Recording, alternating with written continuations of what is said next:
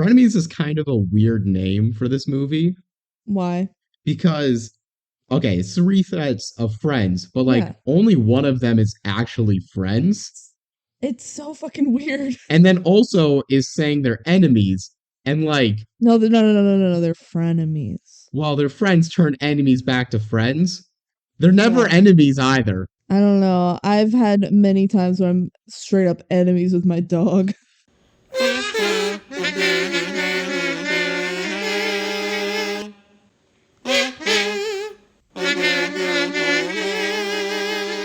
Hey everybody, it's the DCOM duo. Welcome. I'm BenG. I'm Kelsey. This is the DCOM duo. We're the DCOM duo. You're listening to the DCOM duo.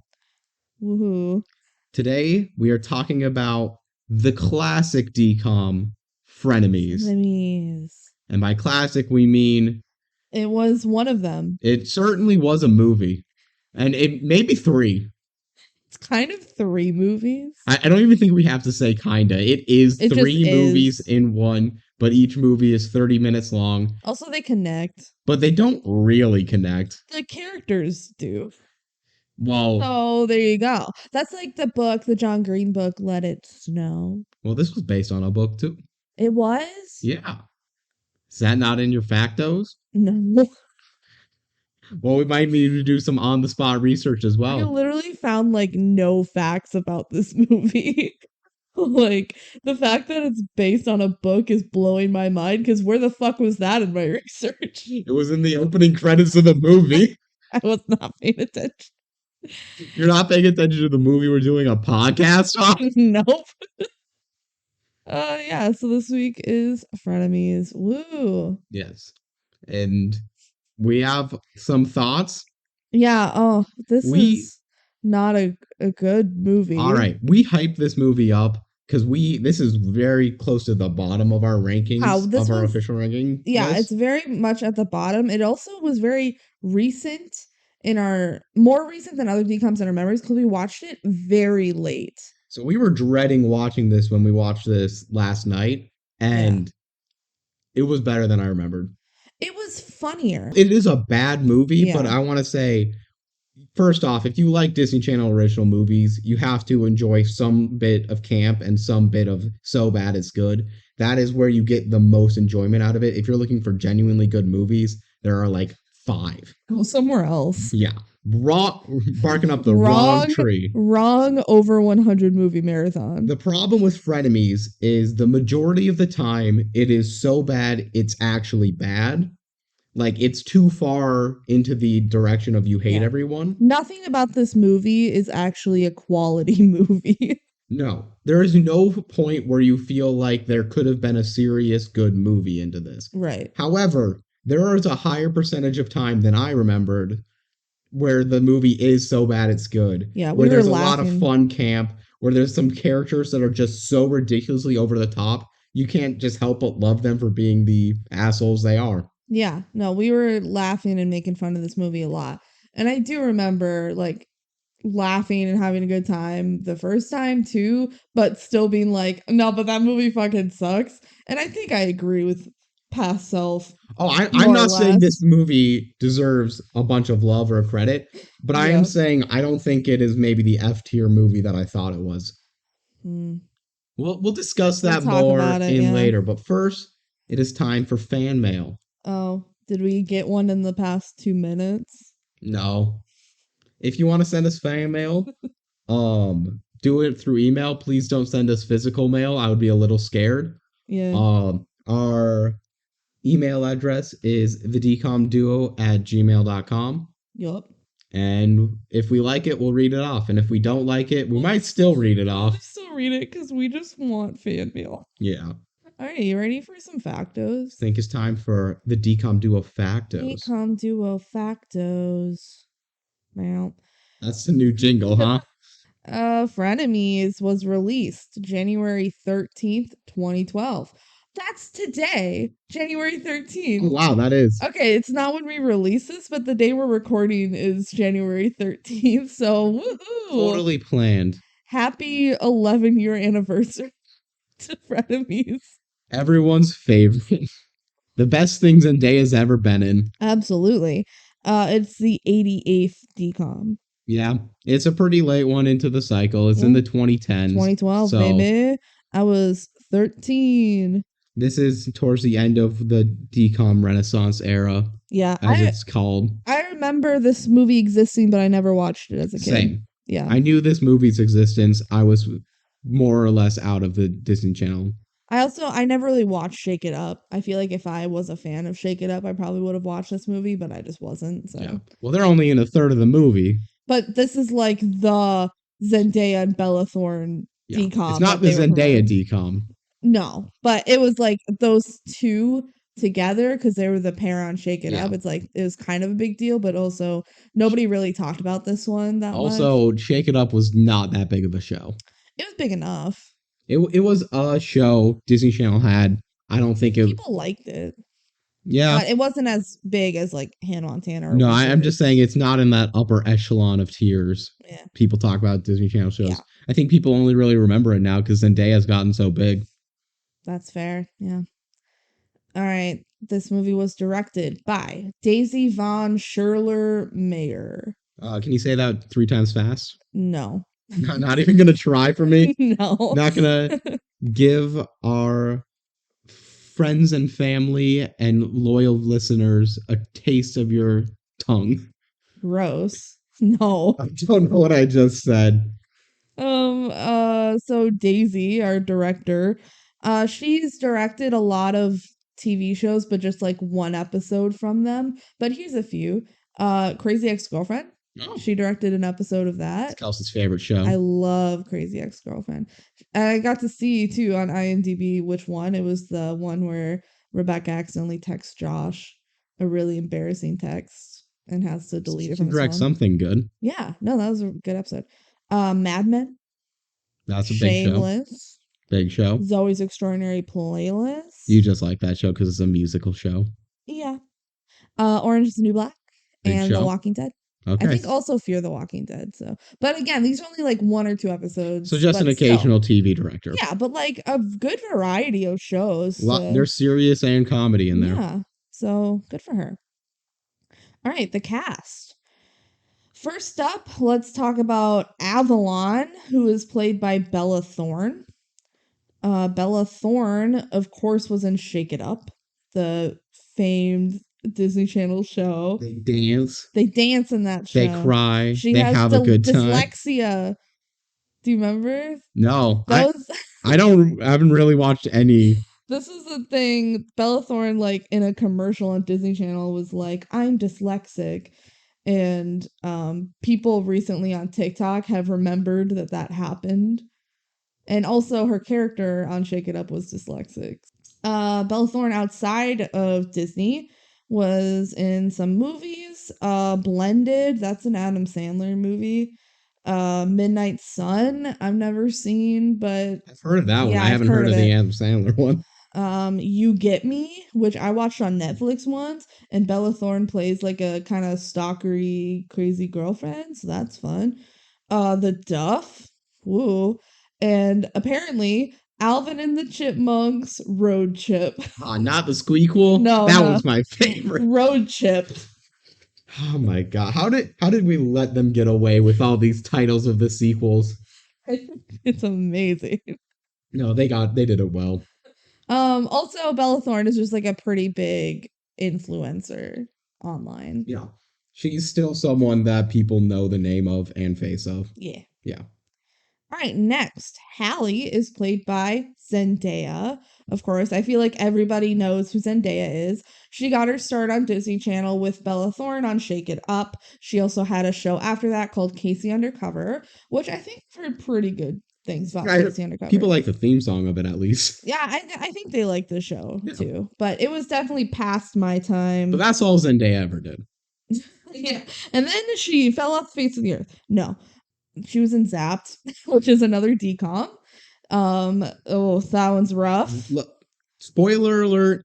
I potentially was considering hold off this information for a while, but like, no, it just needs to be said. Zapped is the single worst DCOM, and it's not even close. And that's shocking because there are some really bad DCOMs, but that one manages to be boring, unfunny, and problematic. Offensive, yeah. And like it ticks all the boxes for being bad. Yeah. Oh, Zapped is just the worst. Okay, Zendaya, past Disney now. She's in Euphoria, very popular show. Hmm. She's in the recent Spider-Man movies. She's in Dune, Greatest Showman. Big name. She's on like big actress nominations Yep. in like acting stuff. There's a lot of movies and stuff that I know she's in that you haven't named, but that's because she's in Oh everything. yeah, I just try to name some of the biggest ones. Yeah. Like she's in a ton, and now she's with Tom Holland because they were in Spider-Man together. Like big name, everybody knows who Zendaya is. She's beautiful, she's wonderful. Her DCOMs are not good, which is unfortunate. She's in literally the worst DCOM, which is Zapped. That's not what we're talking about today. We're talking about Frenemies, which is also not a good DCOM, unfortunately for Zendaya. Maybe she's the problem. Yeah, it's definitely Zendaya's fault. What the heck? Zendaya, come on the podcast and answer for your crimes. Please. It would be fun. I want to meet you so bad, Zendaya. Next character, we have Jake. Jake is played by Nick Robinson, who I believe is kind of like an up and coming actor. Like he did some stuff as a kid, but now he's getting more roles. He was in Love, Simon. He's Okay. like the main character in Okay, Love, yeah. Simon, which I recognized his face when we first watched the movie. I'm like, I know that kid. It's like, oh yeah, he's Love, Simon. He's also in the Hulu show A Teacher, which is about a teacher sleeping with her student, and Oh, he was nice. he was the student that she was sleeping with. I would be shocked if he's the teacher. Yeah, no, he has a young enough Yeah. face to play a teenager. Yeah, I watched a good bit of that because my mom was watching it, and I like was in the living room when she was watching it. So yeah, he did good in it. So he's got some momentum behind him. Yeah, Although Love Simon's been a little bit since then. yeah. When he was a kid, he was one of the kids in Jurassic World, or he might have been like the older brother. But yeah. So he's got some big roles then. Yeah, and then some more stuff that I didn't like really recognize, but he's like that's what I'm saying. He's kind of up and coming. Like he's getting some chops. Like I feel like he's a pretty good actor. So I don't think he did great in this. I think the writing was just No, shit. we shouldn't judge any actor in this film because The writing was so bad. No, I feel like the problem was not in the acting. The problem was just in everything else about the movie. All right, next we have Savannah slash Emma, because she plays both characters. Mary Mouser. Apparently she's in Cobra Kai, and her character had a name.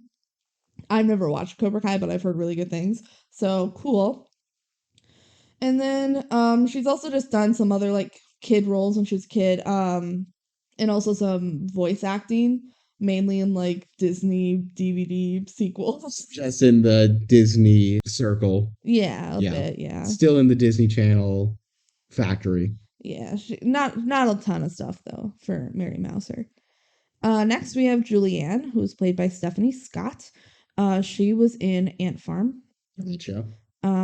Apparently she's also in Jessie. So more Disney Channel shows. Yeah, some Disney Channel shows. She's a small role in Flipped, which is a movie I like that I showed you once. That was like a period piece of like the 50s or 60s or whatever. Yeah. She won a Young Artist Award for her role in that movie. Also, she won a Young Artist Award for Ant Farm. Okay. And also apparently she did some music for Disney. So I mean, I feel like every Disney starlet ends up doing music. Yeah. Apparently she's also in Insidious Chapter 3. So cool for her. Not a ton else that I recognize, but yeah, she's done some stuff. So cool. Next we have Walker, who's played by Connor Price. Apparently he was one of the kids in Cinderella Man, which is a good movie. I don't know if you've seen Cinderella Man. I don't think I've seen it. I feel like I was gonna lie and tell you I have, but if I'm being honest, I don't think I have. I watched it in high school, like for class, and like social studies. Yeah. I don't know. May have seen it, but I don't think I have. Yeah. And then he's also done some like small roles, but not much else. Next, we have so many characters because it's literally like three movies in one. We're just gonna fly through. Next, we have Lance, who is played by Dylan Everett. Apparently he was in Degrassi, so cool for him. He played teenage Dean Winchester in an episode of Supernatural, which I'm a fan of. Apparently he's also in Clouds, which is that movie, Yeah, yep, on Disney Plus about the guy. I forgot his name, Zach something. the guy who wrote the song. Yeah, he had Yeah, cancer, and his like make a wish was to release a song, and it's a good song. I like that song. I think he played like the brother or something in that movie. So cool. Last person that I wrote down. Obviously there's like a ton of characters, but you know, DCOM. we gotta cut somewhere. We gotta cut somewhere. Not everyone has huge chops like Zendaya. Um, Lastly, I wrote down Kendall, who is the brother that like drives him around. I never caught his name in the movie, but his name is Kendall. He's played by Joshua Washington. Apparently Frenemies was like his last role that he's done. Oh yikes! Just he's like, well, that went bad. I'm Yeah. done. He was 23 when Frenemies was You can tell he's made. old. Yeah. The people that are not the main cast are even less high schoolery high schoolers than Yeah. usual. The extras all feel old to me. Yeah, for sure. So he's just in like a ton of small roles. As a kid, I guess he quit when he got to Frenemies, but I guess he was in Sweet Life at one point. I don't know. Sure. And then I saw Days of Our Lives. What? Apparently he played a kid in like the year 2000, so I never saw him because I was like 2 years old. He's just literally a baby. Yeah. But yeah, so that is the cast. So the only fun fact I had was the song at the end is called Pose. Mhm. It's by Stephanie Scott and Carlin Jeffrey, which Stephanie Scott plays Julianne. But everything I found for this song, which isn't much, is apparently it's from Ant Farm Okay. and not from Frenemies originally. So this which is makes not sense. a DCOM song. Right. And Stephanie Scott was also an Ant Farm. Yep.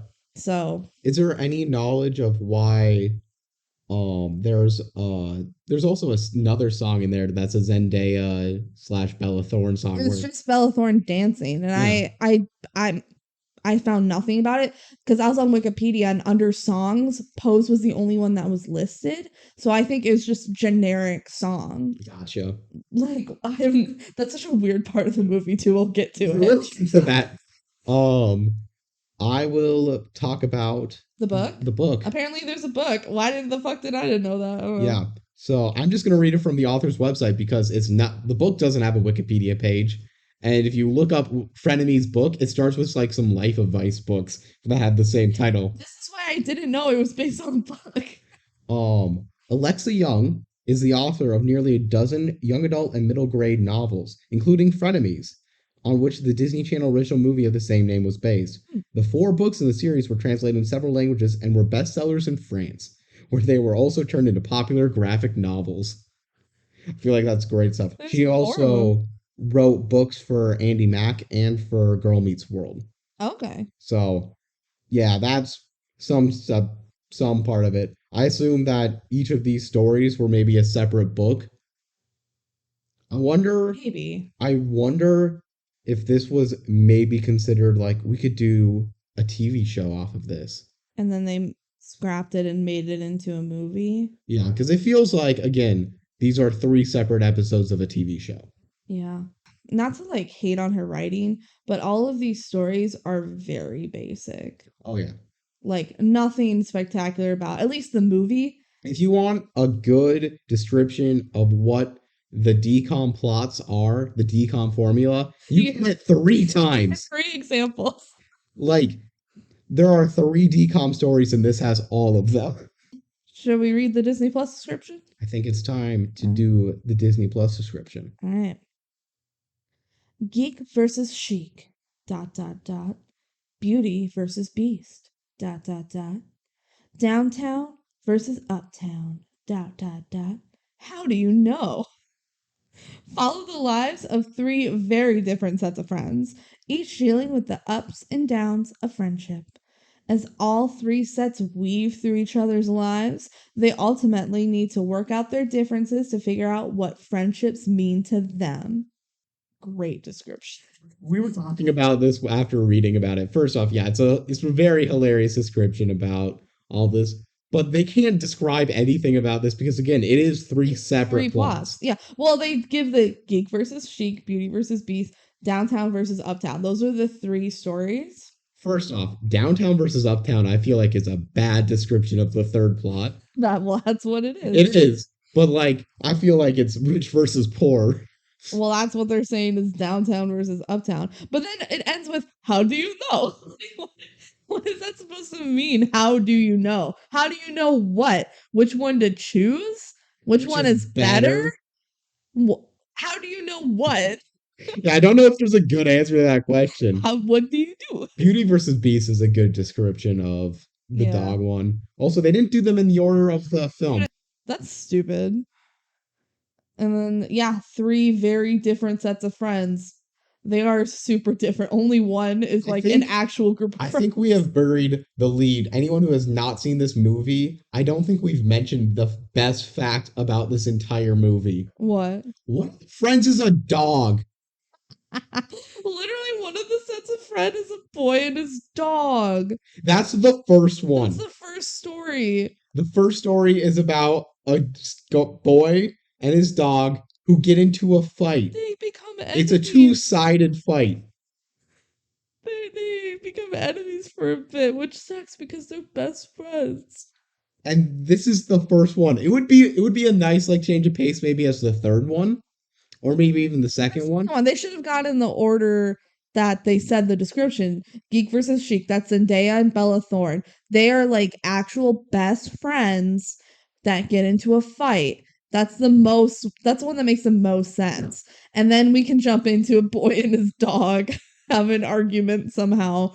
And then the third one, which is two strangers, somehow look identical to each other and aren't actually related, but they look identical to each other, become friends, I guess. They switch places, but they're friends, and then they become enemies for a brief moment. Like, very different sets of friends here. Like, one actual set of friends, one boy and his dog, and two fucking strangers. Something I noticed when we were watching the opening credits for this, that's also potentially related to the concept of this being a TV show or something. This is broken into 3 acts, which obviously is very clear from when you're watching this. Yeah. And each of those 3 acts were credited separately in the opening credits. The teleplay for Act 1, the teleplay for Act 2, and the teleplay for Act 3 were all different writers. So my instinct is they were potentially thinking of this as a TV show. Again, I have no confirmation on that or anything. Maybe the entire plan was do 3 movies at once that interconnect. That can be cool. They failed the execution, but it could be cool. I can get the idea. Yeah. But no, it's just, it doesn't feel as different as you would expect. But like, these are just 3 separate stories. Yeah. All right. Jinx. Let's dive in, shall we?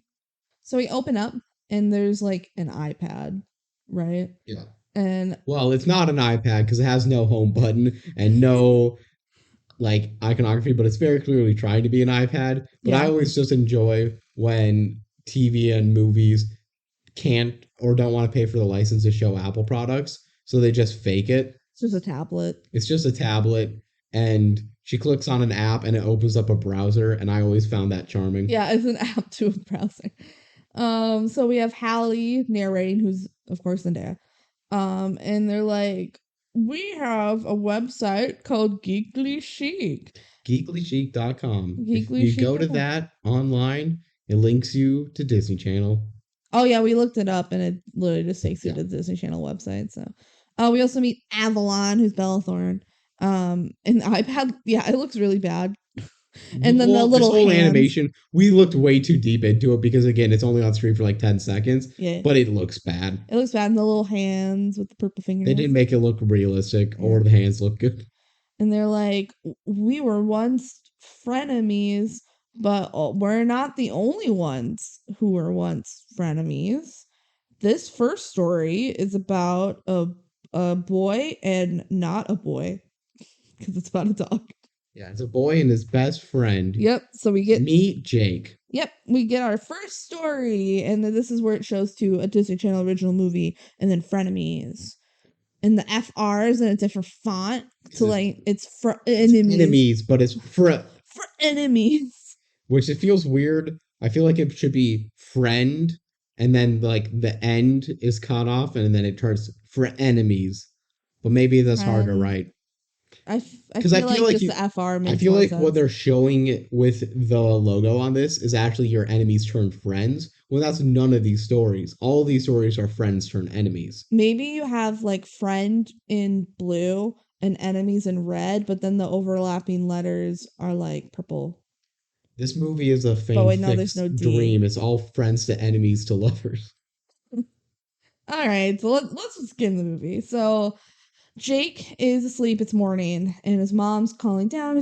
She's like, Jake, wake up! And then he has his dog sleeping next to him, and his dog tries to wake him up, His and dog's name is Murray. yeah, his dog's name is Murray, and he wakes Jake up by farting in his face, This is important. and Believe it or not, it's a very loud, audible fart. it is definitely coming from the dog's butt. Yeah. Dog farts usually don't really make a sound, especially not like a human butt would. Also, dog farts smell very bad. I know because my dogs fart a lot. So that's how Jake wakes up and he goes, ah, Murray. And then he goes, oh man, I gotta get up. Murray, help me get dressed. And Murray like brings him some socks. Murray is the smartest dog in the world. Yeah.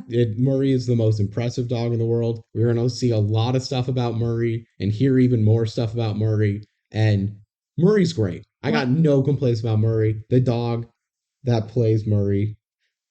I'm just noticing now, What? like, I'm looking at the Wikipedia page. The credited dog for Murray is named Winston. So good job, Winston. You did a Winston. good job. Good You were a job. good boy for this film. He was a really good boy. Do you think that Murray is a human trapped in a dog's body? That's not a bad theory. Thank you. Because take a look at all the stuff that he does in this Yeah. film. And he just loves his best friend. Yeah. And that's his purpose because he's a Because dog. he found the one person in the world that will treat a dog as if they have the emotional complexities of a human. Yeah. And yeah, that worked. So let's do it. Okay, so then like Jake goes downstairs and they're eating breakfast. They're eating breakfast right next to each other. And the mom goes, geez, it's like you never know you guys were best friends or something. Like she was joking. Like, huh, you guys do everything together. You're best You could friends. never be enemies. Not ever.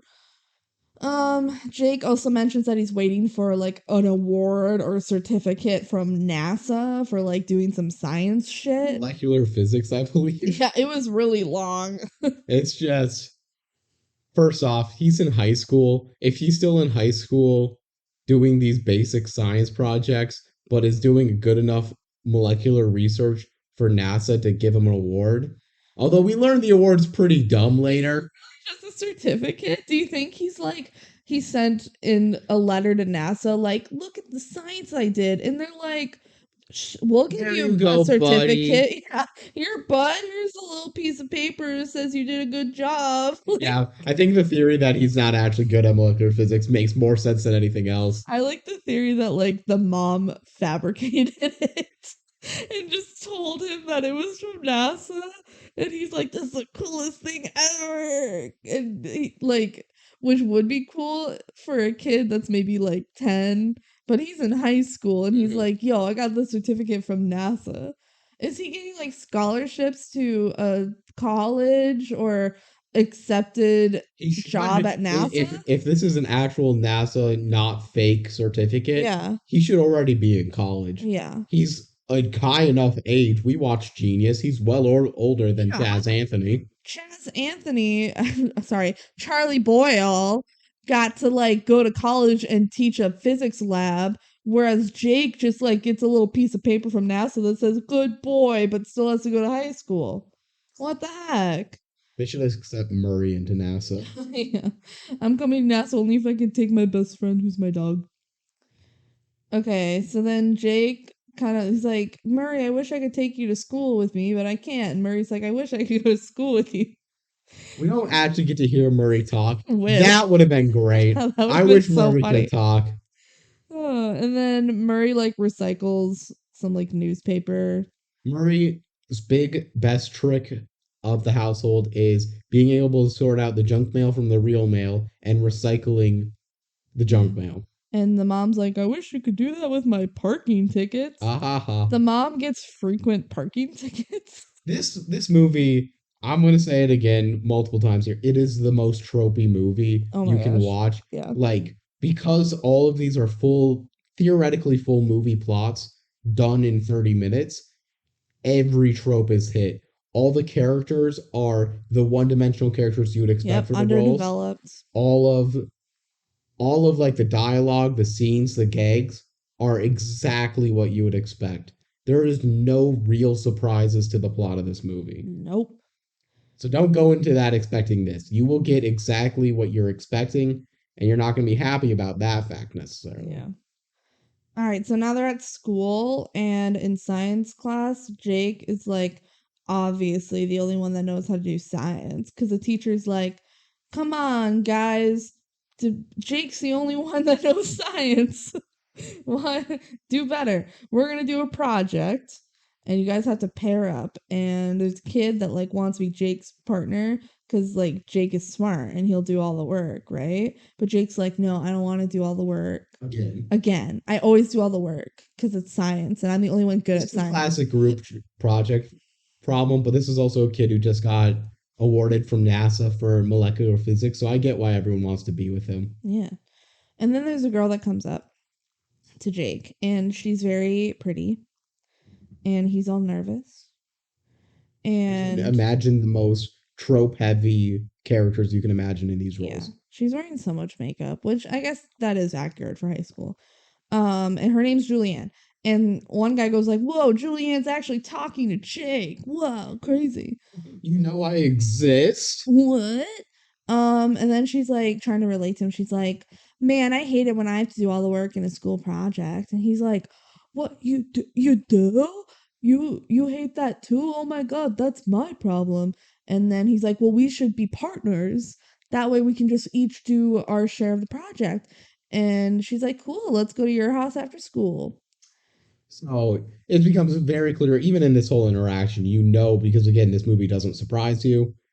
She's just using her looks to get him to do the work Yeah. for her, which I want to say, good for her. Slay. Slay queen.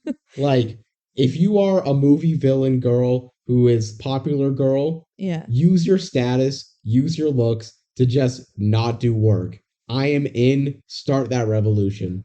I have no complaints about her moral behavior. um One guy goes like, "Whoa, she's so into you," and Jake goes, "Nah, it's just science." And then they go, "Nah, it's more like chemistry." Get ready for a Man. lot of those types of jokes because they don't set up enough things to develop like actual genuine humor, so they're going to go for the easy right on the table. Yeah. Throughout this whole first story, there's like these two boys that I guess are Jake's friends. They're Jake's friends, even though we are led to assume Jake doesn't actually have friends, and they were using Jake kinda, but they're definitely more friendly with Jake. Yeah, well, they always are like, "Jake, we want you to do our science project for us." And he keeps going, "No, guys, I'm not going to do it." But they're also close enough friends that they like know who Murray is and know that Murray is Jake's best friend because they mention it later. Yeah. So who are these boys? I don't know. Okay, so now at home, Jake introduces his dog to Julianne. He's like, "This is Murray." I'm not gonna believe this. Julianne doesn't like dogs. Yeah, oh my gosh, shocker. And And also, you're not gonna believe this.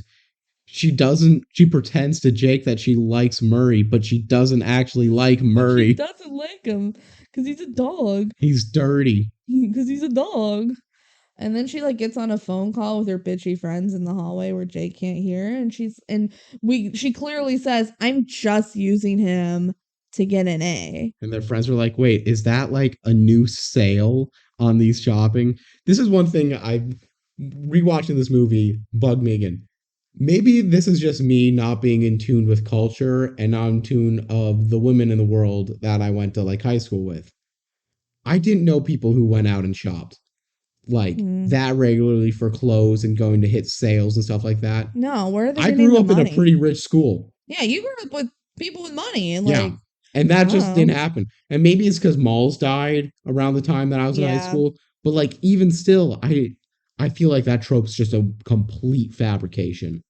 I feel like malls were already dead by 2012. Maybe it was just the people who were writing that. Maybe in the 90s you couldn't do much for fun, so you Yeah. went to the mall. It's just Not that there like wasn't a lot to do in the 90s, but it's just the stereotypical popular bitchy girls are like, "Oh, we go shopping and go get get the sales." I yep. guess. Oh, do they have jobs? Yeah, no, they're just getting fed money. Also, Yeah. slight reminder, this is the poor school. We learned that in part 3. It's the poor This is the poor school. school. And Jake has no recognition for his fucking NASA level of science. He should be going to a better school. This is the poor public school. And also all these friends who have money, they're all going to the poor school. Yeah, well, maybe they just go to the mall to look. And that's why they have to get the sales because they can't Yeah. afford it. Whatever. Yeah. It's really not that important. It's just like a small tangent I wanted to go on. Yeah. So Julianne's like, I don't care about Jake. I just want to get a good grade. And then Murray like hears it and he's mad at her and you can tell. And then Murray they, from this point on is just trying to protect Jake yeah, his best from friend. being used. Because they're best friends. They're best friends. And then they go back into the bedroom and Murray like sits down in Julianne's chair. And Jake's like, Murray, get down. And then he goes, isn't my dog smart? And she's like, I don't like him.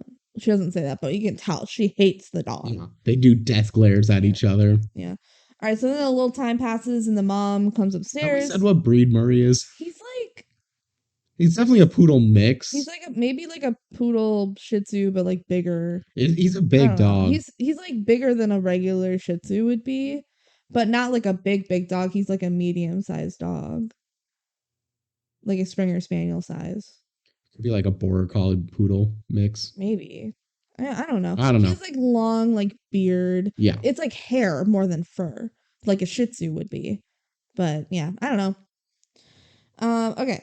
So then the mom comes upstairs and Murray's in the hallway and she's like, "Oh my gosh, Murray, cheer up. It looks like you lost your best friend."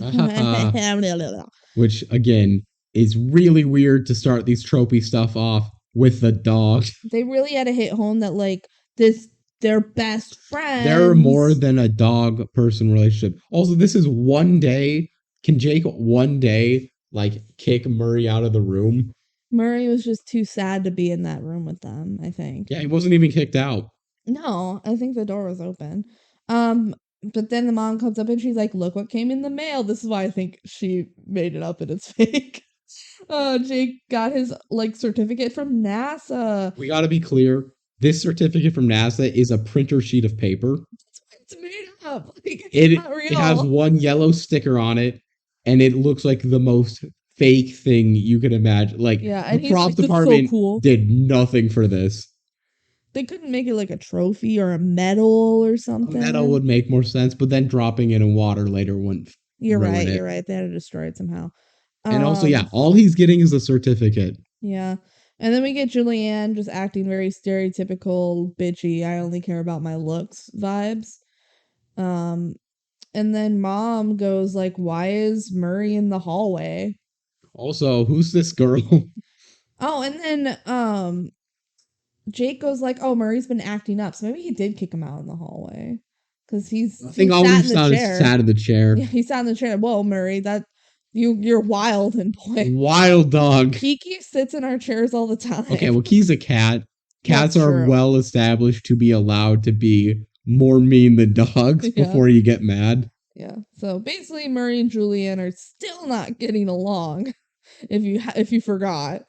Okay, so now cut to them at the park. So this must be like a different day. Jake and Murray are at the park, and Julianne's there too. And apparently, Murray has a girlfriend named Beyonce. Yeah, it's just another poodle. Yeah, A little tiny poodle. poodle. Beyonce has no relevance to this except for like a joke later on. Yeah. Okay, and then well, it's the joke happens right now Yeah. because she's like, "Do you have a poodle girlfriend?" And he's like, "No, I don't have a poodle girlfriend. I don't know." Haha. I don't know.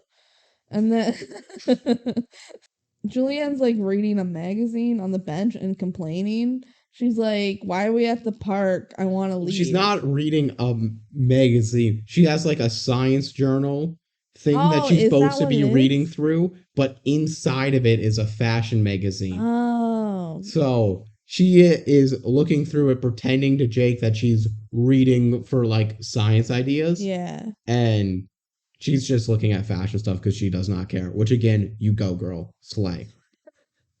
And she's like, "Why are we here?" And Jake's like, because dogs need exercise. As if Julianne signed up to like help him take care of his Yeah, no, dog. She I'm didn't. again, once again, I'm like completely on Julianne's side here. She doesn't have to like the dog. She doesn't have to like want to study at the dog park if she Yeah, doesn't want to. What the heck, Jake? And then Murray gives his tennis ball to Julianne, and she gets mad because it's a gross ball. And she throws the ball, like, honestly, really far. She's it's a good good. arm. And Yeah, Jake's like, whoa. play some baseball. Yeah. Um, Because she just wants Murray to go away. yeah. So the ball goes over to a girl who's like sketching dogs in her little sketchbook because they're at a dog park, so she's like sketching the dogs there.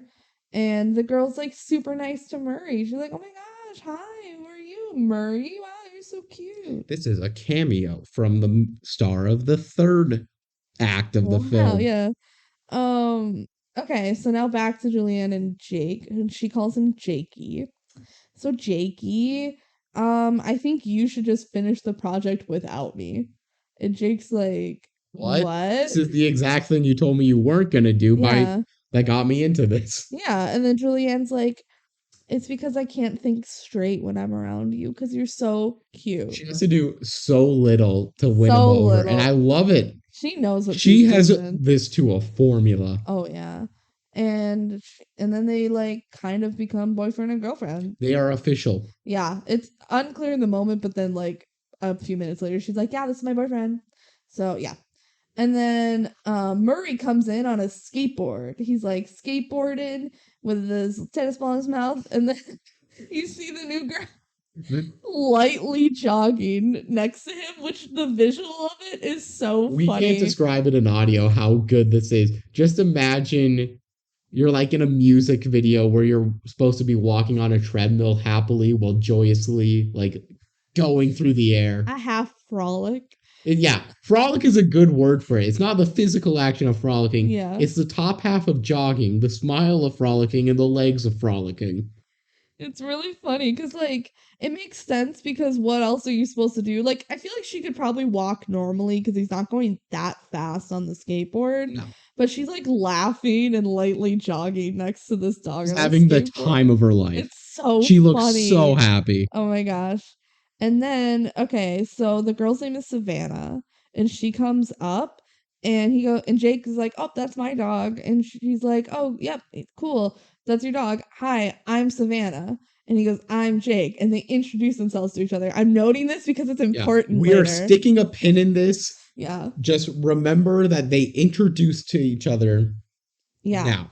And Savannah goes, "I've seen you around school. You're the science whiz," and he's like, "Yeah, I am." But this is the first time they've ever talked to each other.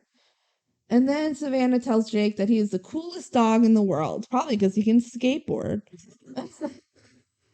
I would like to point out, from as far as we know, that's a trick that Murray just knew instinctively. It's because he's a human in a dog's body. Like he just picks up everything immediately. There's nothing he can't do. Yeah. And then Julianne goes, "Yep, and this is my boyfriend, so go away." And then Savannah's like, "Okay." Julianne's like, I am not letting you suss this out. Get Yeah. out of my life. Yeah. And then Savannah's like, "Okay, I guess I'll leave." And then she says goodbye to Murray. And then she skates away. And as she's skating away, she's doing like little kick flips. But you don't actually see her do it, like zooms in on the skateboard because obviously the actress can't actually do like kick flips and shit. Um, and then Jake goes like, "Whoa, Savannah seems cool. She's like Tony Hawk, but prettier." And he's saying she seems cool because he's never talked to her before, right? He's like, "Whoa, she seems cool." He's at least telling Julianne this, but he has no real reason to lie. Yeah. Yeah. Again, And all of also, this is a pin for later. it's a pin for later. Just put a pin in that it very much seems like he's never interacted or seen this girl before, ever. Yeah. Right? Okay, pin. We'll get back to that. And then, so he says she's Tony Hawk, but prettier, and Julianne goes more like Tony Gawk. So again, gotta slay. Slay queen. Julianne's awesome. I don't care how awful a person she actually would be in real life. She's a movie villain, and she is doing the assignment to a T. We are rooting for Julianne, and later we are going to be rooting for Lance. We will get there. The villains of this film we like the fun. villains more than the regular characters. Okay, so then they're about to leave the park, but before they leave, Julianne goes to Murray and says, "Stay out of my way, doggo." Like she's threatening this dog. As if he understands. This is not the only film in that's a DCOM that is just girl threatens life and limb of dog to get what she wants. Don't they say in Jenny Project that the monkey must be destroyed? Yeah, I was talking about Sharpay's Fabulous Adventure, that one too, which is just explicitly someone doing death threats at a dog. So... And I feel like Life is Rough is pretty similar too. Why is everybody like death threatening these animals? Well, in Jenny Project there's like court of law, which is crazy. And all the other dog ones, it's like, kill that dog, let me tell you. Alright. So, the next morning, Murray wakes Jake up again with a fart in his face. So this must happen every morning. But now Jake's like, oh my gosh, I have to wake up and look good for Julianne, because she's my girlfriend now. And he dresses all He's stupid. He's just a boy in love. He can't be held responsible for his actions. Or the way he dresses, because he dresses all stupid like. He has like way too many layers on. It doesn't look good. And then he wears his mom's scarf, because mom goes, "Is that my scarf?" And he goes, "No." And she goes, "They make guy scarves?" Which, yes, they do. Of course they do. This is just the first instance of this movie being sexist. There probably was one before that we didn't completely catch. Well, this is the one I've noticed. This movie is not sexist. Very much sprinkled with subtle sexism, not so subtle sexism. So fuck you, mom. Don't judge me for wearing a scarf.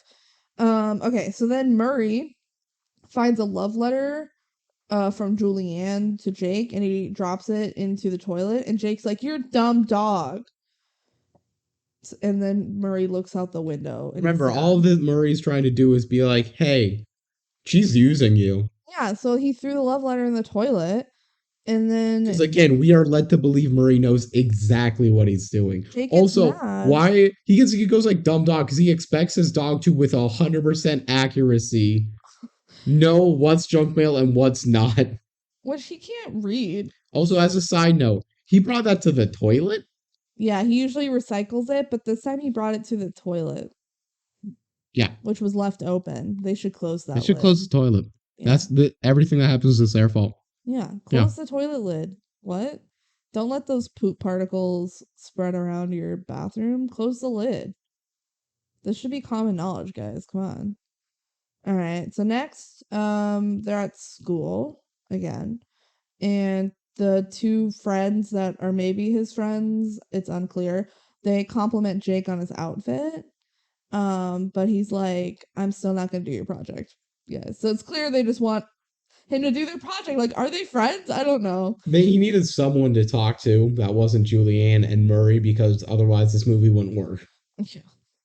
All right, so then we have Zendaya and Bella Thorne's characters come in. They walk by. So this is the first time we see them physically in the movie.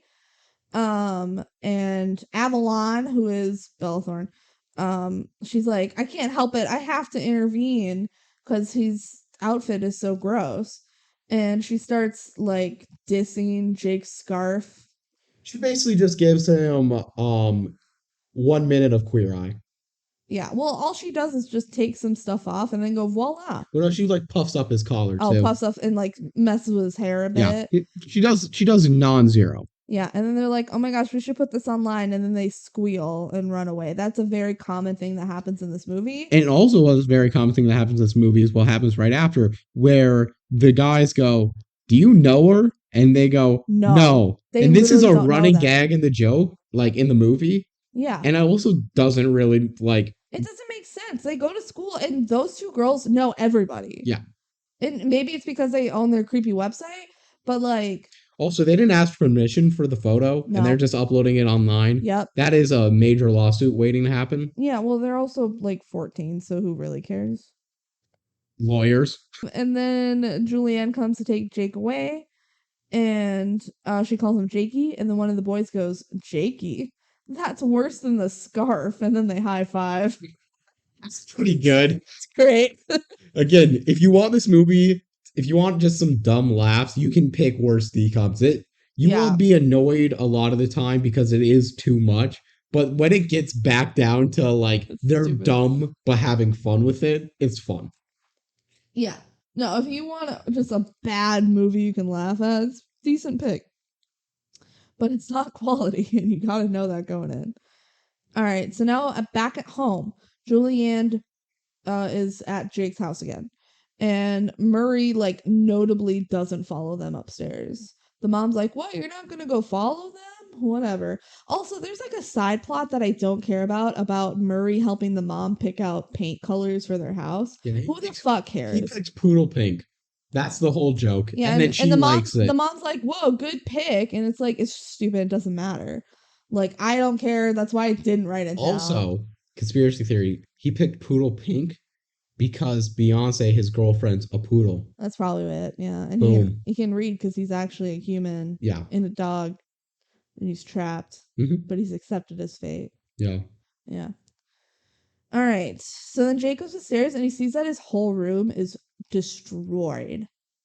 And I guess, like, that's never a thing where it's like, whoa, the dog was framed for it. No, the dog actually did that. Yeah. No, he got mad at Jake and destroyed his room. He got yelled at for putting the love letter in the... Yeah. And maybe it's because the room smelled like her. Maybe. But no, this is like, he actually does a bad dog moment. That was a bad dog moment. He just needs to, like, bite Jake or something. Yeah, just bite him, shit. And yeah, Jake kind of mentions the letter, and she's like, what? He destroyed the letter? And Jake's like, yeah, it's because he gets rid of the junk mail. I mean, it wasn't junk mail. What? It's funny to me because, like, again, you could just assume dog made a mistake, but everyone's like, no, Murray's so perfect that he must have thought that it was junk mail, and I must have thought that it was junk mail by saying that. Also, I think Jake's kind of like, oh, he just wants more attention. Like, I'm just neglecting him a little bit, I guess. And also, he's like, oh, phew, good thing my NASA certificate is safe because I framed it. He didn't frame it. He taped it on the wall. No, he framed it. No, he said, I have to get it framed. It was not framed. Oh, it was just taped? It is literally taped on the wall. Like, what, masking tape or something? Literally just like the clear tape that's not anything good, like a tape bubble. Bubbled this little tape to put it on the wall. This is supposed to be a certificate from NASA. He goes, wow, I really got to get this frame. Because she wouldn't take it out of the frame, and we can't assume the dog would either. You're right. And then what she says is, what you need to do is get rid of that dog. She has known this guy for like 5 days. And she's less than that, I think. I think it's been like 2 days. Like 1 day of them being boyfriend and girlfriend. And she's like, get rid of your fucking dog. First off, no, don't tell your partner to get rid of their pet. Also, they're teenagers. And she's like, get rid of your dog. Yep. What the fuck? Also, she's not planning on this being a long-term relationship. Or maybe she is because she'll continue to do her science. But like... regardless, this is not a love situation. She just hates dogs. And well, again, it's like... oh my gosh. And then she sits down on a chair and there's paint on it. This and they're connects back to the paint. They're like, Murray put the paint on the chair. I mean, he did. Okay, but then they blame him. Like, she should have just looked down before she sat. They're like, oh my gosh, Murray definitely planted that paint there for Julianne specifically to sit on. That's fucking ridiculous. Oh no, they completely messed up, but we gotta just accept the plot in this case. They blame the dog for her sitting in paint, when all she needed to do was not sit in the paint. Yeah. This movie's stupid. So then Julianne just goes on to do no more work as well.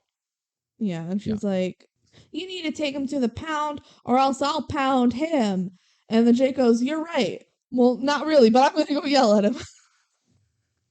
And then Julianne starts to plot to do evil shit. Mischievous, evil Yeah, behavior. she grabs the NASA letter, and then we see her like, presumably the next day, like First off, jogging. yeah, we're assuming it's the next day because it doesn't make sense otherwise. He didn't notice. He the didn't letter notice was- that he did not notice that the letter was gone. Here's what I would assume, because it was just taped with some little bubbles of clear tape on his wall. I would have assumed it just fell behind my dresser, and I would have left it there. But this is the most important thing in his life. You're right, it is. I don't know, maybe she distracted him for the rest of the night. Gave him a little smooch or something. Spooned him to bed. Don't worry about We that don't know NASA how letter. devious she is. Mm, It's too PG of a movie. yeah. All right, so then like presumably the next day, she's jogging by the house and she has the NASA certificate, and she like sprays some of her perfume on it and then puts it through the mail slot. Pretty smart. Pretty smart, because she knows the dog fucking hates her, obviously. And she also knows that he destroyed the love letter. Yep. And she probably sprayed some perfume on it, because that's what you do with love letters, right? And then so Murray grabs it, and he can smell that it's her perfume, and he goes to destroy it, because obviously he can't read. He doesn't know what it says. Mm-hmm. He just like, smell bad. I don't like her. So he like flushes it. Yeah, he starts walking towards the toilet, and this is when Jake goes like, he flushes it. Yeah. Too. He like hits the fucking handle and flushes it. But yeah, Jake's like, "What are you doing?" And he runs in the bathroom, and then he grabs it out of the toilet, and obviously it's all wet and it's ruined. Mm-hmm. And Jake goes, "This is the worst thing you've ever done. You're the worst dog ever, and I hate you. Get out." Please read that quote again, just fully straight. It is such a good quote. "This is the worst thing you've ever done. You're the worst dog ever. I hate you. Get out." And then the dog leaves. He says it like all in one breath. It's so funny. And then Murray, he runs away to the park. He runs away. Do they have a dog door, or was the door I think they have a dog door. Oh, that makes sense. They trust Murray. He's the best dog ever. And then Savannah finds Murray and like takes him in. Because she doesn't know where Jake lives. No. No. So it makes sense. Like, oh, I'll just take care of the dog. I know he's safe, and I'll find Jake later and give him back his dog. Makes enough sense to me. Okay, so then Jake back home is trying to salvage his certificate. He's trying to dry it off, and he kind of gives it a little sniff, but just kind of like, whatever. And then the mom comes in, and she's like, "Jake, I think Murray ran away. I can't find him anywhere. I think he's gone." And Jake's like, "Whatever." And the mom's like, "What? Honey, he's still your best friend." And Jake goes, "He was my best friend. Now we're enemies." And the mom goes, "Frenemies." It's basically exactly what you want out of this movie. And then Jake goes, "Precisely." What? What do you mean precisely? Okay, this is fucking stupid. They're treating this dog as his best friend and not actually as his pet that he needs to take responsibility for. This is hugely neglectful. Oh, it's terrible behavior. Terrible behavior. Their dog ran away, and he's like, "Well, too bad. I'm mad at him, and so I don't want to go find him." But everything would be fine because he's literally a human. Like, take better care of your animals, dude. What the fuck? And then the mom realizes that Jake is doing the project all by himself, because she's like, "Where's Julianne? She's supposed to be helping you." And Jake goes, "Well, it's what guys do for their girlfriends. Do all of their homework for them." Yeah. And then he's like, "Do you think Murray will come back?" And she's like, "Well, that depends on what guys do for their dogs." So the mom is slowly working him towards the you need to go search for this. It probably should have done with some tough, hey, we need to go now, rather than talking they should be out looking for him. But whatever. Ugh. Whatever. Okay, so then cut to Savannah and Murray. They're like in her bedroom, and she found Jake in the yearbook, and she admits that she has a crush on him. Yeah, she marked the page because she always wants to go and look at him. Yeah. So guess she's had a crush on him, but they've never spoken. She's like, he's cute, I guess, which is a high school thing to do. And so she wants to take Murray home, and she pulls out her cell phone, but Who's he she doesn't gonna want to be call? found. Jake. But if they've never spec, how do they have a number? Maybe it's in her yearbook because people used to write down their phone number in yearbooks. I did that when I was a kid. I don't know. There's enough explanations Although they've for it. never spoken, so why would it be in her yearbook? I don't know. Maybe she's gonna call the police Yeah. to be like, I found this dog and I know who it Call belongs someone who to. knows him. Yeah, maybe. But then Murray's like, no, I don't want to be found, and he throws her phone in the garbage. So whatever. He's not being found tonight. Okay, next morning. Jake sleeps in because Murray wasn't there to fart in his face. Again, this is plot relevant. And he's like, oh, I'm gonna be late now. And he's all sad because his best friend isn't there. And then he goes to school. You know what? This has definitely been a couple of weeks. And when we were talking about, oh, it's only been a few days, it's been 2 weeks because the project was for 2 weeks. And this is the day the project's turned in, correct? Fuck, really? I'm pretty sure. Well, if it's 2 weeks, it only feels like a couple days. Yeah. They don't make it clear weird. what's what day. Yeah. Okay. So they're at school, and Julianne is talking to another boy about writing her book report. And she's like, you're the best boyfriend ever. Oh my gosh, what? She's another boyfriend?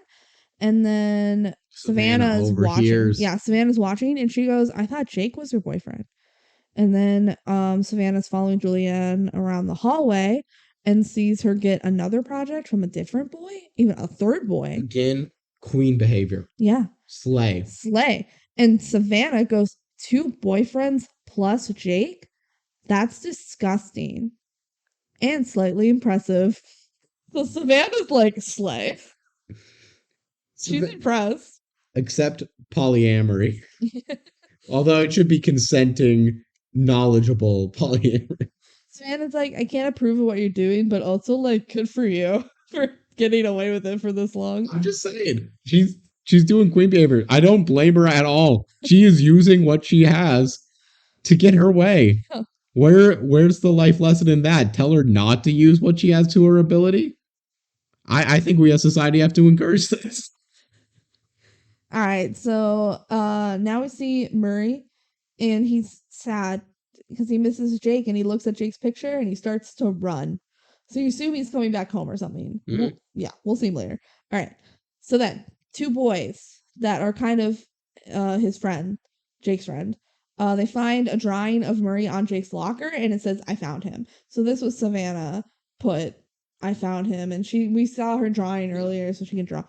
And then they're like, Jake, why is there this drawing on your locker? And Jake's like, oh, yeah, Murray ran away. Which, shouldn't he be relieved that his dog is safe and not, like, hit by a car or something? Yeah, but don't forget this. He's a human, so it's obviously emotion things, and it's not the dog got loose. Yeah, whatever. Again, we have to treat this dog as a human because everyone does. Yeah, everyone does. And Jake's like, yeah, Murray ran away. And one of the friends goes, but he's your best bud. He wouldn't do that. What are you guys, some kind of frenemies? And Jake's like, it's because I wasn't giving him enough attention. And they're like, Murray would never trash something if he knew it was important to you. Again, they're treating him like a human when he's a dog. It's so dumb. And then that clicks it for Jake. He's like, wait, yeah, he never would destroy my NASA certificate because he knows how important it is to me.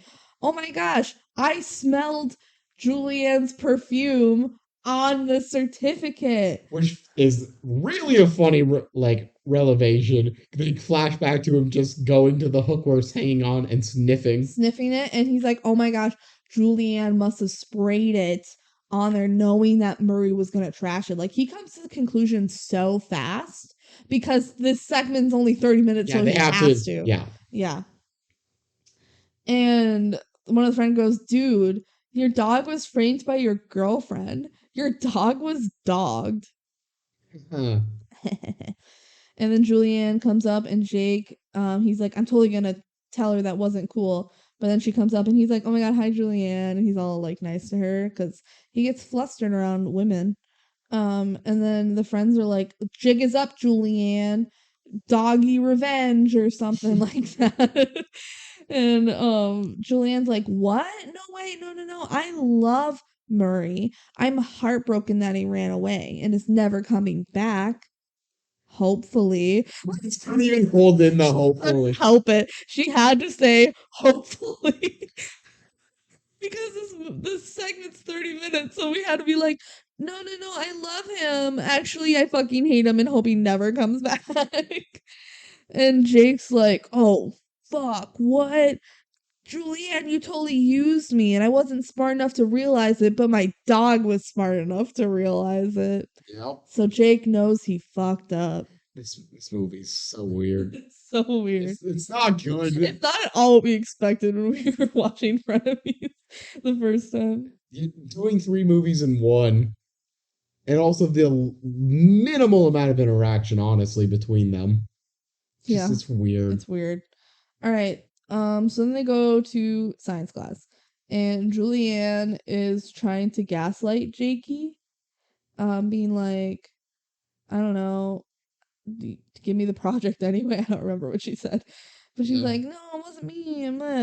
And then Savannah walks in with her 2 other boyfriends. Holy shit. She's being found out, and they all know now. And they all shake their heads. These 2 boyfriends have no, voice lines. No, they just shake their head in disappointment and then leave. Yep. They're not allowed to talk, otherwise they'd have to get paid more. And then Julianne says, well, that's too bad, Savannah. Like, what? You revealed my boyfriends? Well, you still won't be popular. So take that, Savannah. You're weird. That's all you care about. Yeah. And then Jake goes, well, I think she's awesome. And Julianne's like, what? Oh, what? Oh my God. You know what? I don't care. Like, he goes, Julianne, the science project is done, and so are we. He broke up with Julianne. And then Jake decides that Murray's like more important than anything and hands over the project anyway. Because Julianne's like, I don't care, just give me the project. And he's like, yeah, you know what? I love my dog, so I'm gonna give you the project. It doesn't make sense. It doesn't make sense. Also, again, queen behavior to still get the project. She still got the project in the end. She got what she wanted. It's so dumb because they're acting as if she's holding something over his head, as if like she's holding the dog hostage, and it's like, give me the project or I'm gonna kill your fucking dog. And he's like, my dog's more important to me. Like, no, dude, you did the project, just keep it. He doesn't need the A. He says that explicitly. Yeah, he's like, I'll get more A's. But again, dumb. Stupid. And then Murray comes in and tackles Julianne and then pees on the project. So good for Murray, I guess. Somehow he got in the school and everyone. And that should have been the freeze frame info. Then they do a nice little reunion section where it's like, Murray, I love you, and I will never date another girl again, right in earshot of Savannah. Yeah, Savannah's all sad because she's like, oh, you're giving up girls forever. But then she says goodbye to Murray. And that's the end of the first story. That's the end of the movie. Not really. Not really. So we're back to the iPad. The iPad means we're going to a new story. Before we do that, any overall thoughts on the first movie? Because we should probably do that for each of these segments. It's fucking wild, is what I think. I think it's the best of the 3. We'll talk about that maybe when we're done with all of them. But again, it's not good, but it is the one. Watching Murray do dog stunts is pretty fun because it's a dog doing a bunch of actions that are calculated and well trained. It's also just the wildest plot in terms of how they treat this dog. And Julianne's great. Again, I really enjoyed just pure evil villain with no redeeming qualities and just the ability to lie and get what they want. I like that. Yeah. Pretty fun. All right, so we're back at the dumb iPad. That means we're transitioning to the next story. And now we get to hear from our narrators themselves. They're like, we put that story on our website, and now here's our story. And I think that's all they say. Pretty much. Yeah. All right, so we have Hallie and Avalon's story now. Our 2 main girls, Zendaya and Bella Thorne. Probably just going to call them Zendaya and Bella Thorne. I have their actual names, though. Hallie is Zendaya. Avalon is Bella Thorne. I have to say, Avalon's such a weird name for a girl. I mean, it Is that what makes Ava's normally short for? Probably not. probably not. I think Ava's just usually Ava. Mm. I don't know. All right, so Hallie is at home and she's writing an email and she's like, "You're an awesome writer." Or no, she goes, "Hallie, you're an awesome writer." She's speaking in the first person. That's first Third person. person. She's speaking in third person. First person is when you actually talk like normal. Whoops. She's better writer than me. And then she calls Avalon and she's like, "It's done and I sent it." And then they squeal because that's their thing. And I guess they like emailed some company about their Times website. Publishing. Yeah, about their website called Geekly Chic. And we also see that they're next door neighbors and they can like see through each other's bedroom windows. Mm-hmm. Very convenient building of their houses that their bedrooms are like that so that they can see each other. It's pretty fun. Pretty fun to have your best friend you can literally see all the times. But they always have their shades down, except when they talk to like respect each other's privacy, which is cool. Yeah. Yeah. They call each other and say, "Shades up." Shades How up. did they do that as kids before they have phones? They just did it. They probably just opened their window and like threw rocks or something. And they like talk about fashion. They're like, "Look at my outfit through the window." All right, shades down. They really like fashion, and as someone who doesn't really get fashion, I'm not sure I agree with their choices, but that's neither here nor there. It's very much Disney Channel fashion with all the layers and whatever. All right. So next, Hallie asks her brother to drive them to school, and he says no. But then, he like does it anyway, and he almost leaves without them. But they catch up to the car, and then they're driving, and he has a GPS, and they're Remember, like, this is in the era when every phone didn't have GPS. yeah, he had like a separate GPS system, and they're like making fun of him for having a GPS. GPS is cool. We use GPS for everything. Yeah, like I don't care. I drive to work the same spot all the time, and they're making fun of him for driving to school. Like, don't you know where to go? I use my GPS to go. I like to do it for traffic reasons, Yeah, that makes which sense. I'm guessing is not the case with this old school GPS. But in 2012, again, having a GPS is more of a cool thing than a bad thing. Yeah, what? Should he print out a map quest? Which I guess he should know how to get to school, but Which I think that's what it's saying is he doesn't need to use it. yeah. But regardless, all we need to know here is he likes the voice of the GPS, and also the GPS can go in different languages.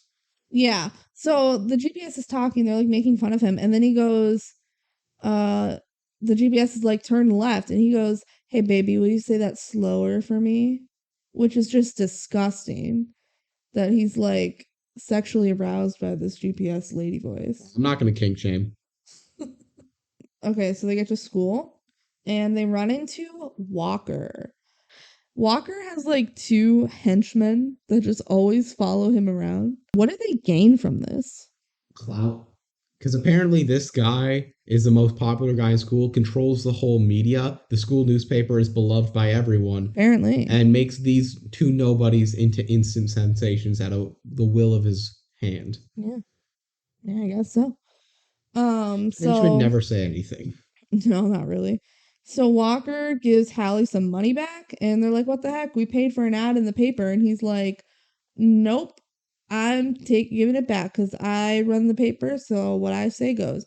And then Avalon makes fun of his outfit for some reason because she likes fashion. They both like fashion. Well, mostly it's Avalon, and Hallie just writes. She's a writer, but it's a fashion blog though. Yeah, but it's like it's Avalon coming up with the ideas and Hallie like executing it. Yeah, but also Hallie can't talk to people, so she like stutters when talking to Walker. She gets nervous. And oh my gosh, look, they have business cards for their website. And Walker's like, "You could put those business cards on every locker, but no one will care unless I tell them they care."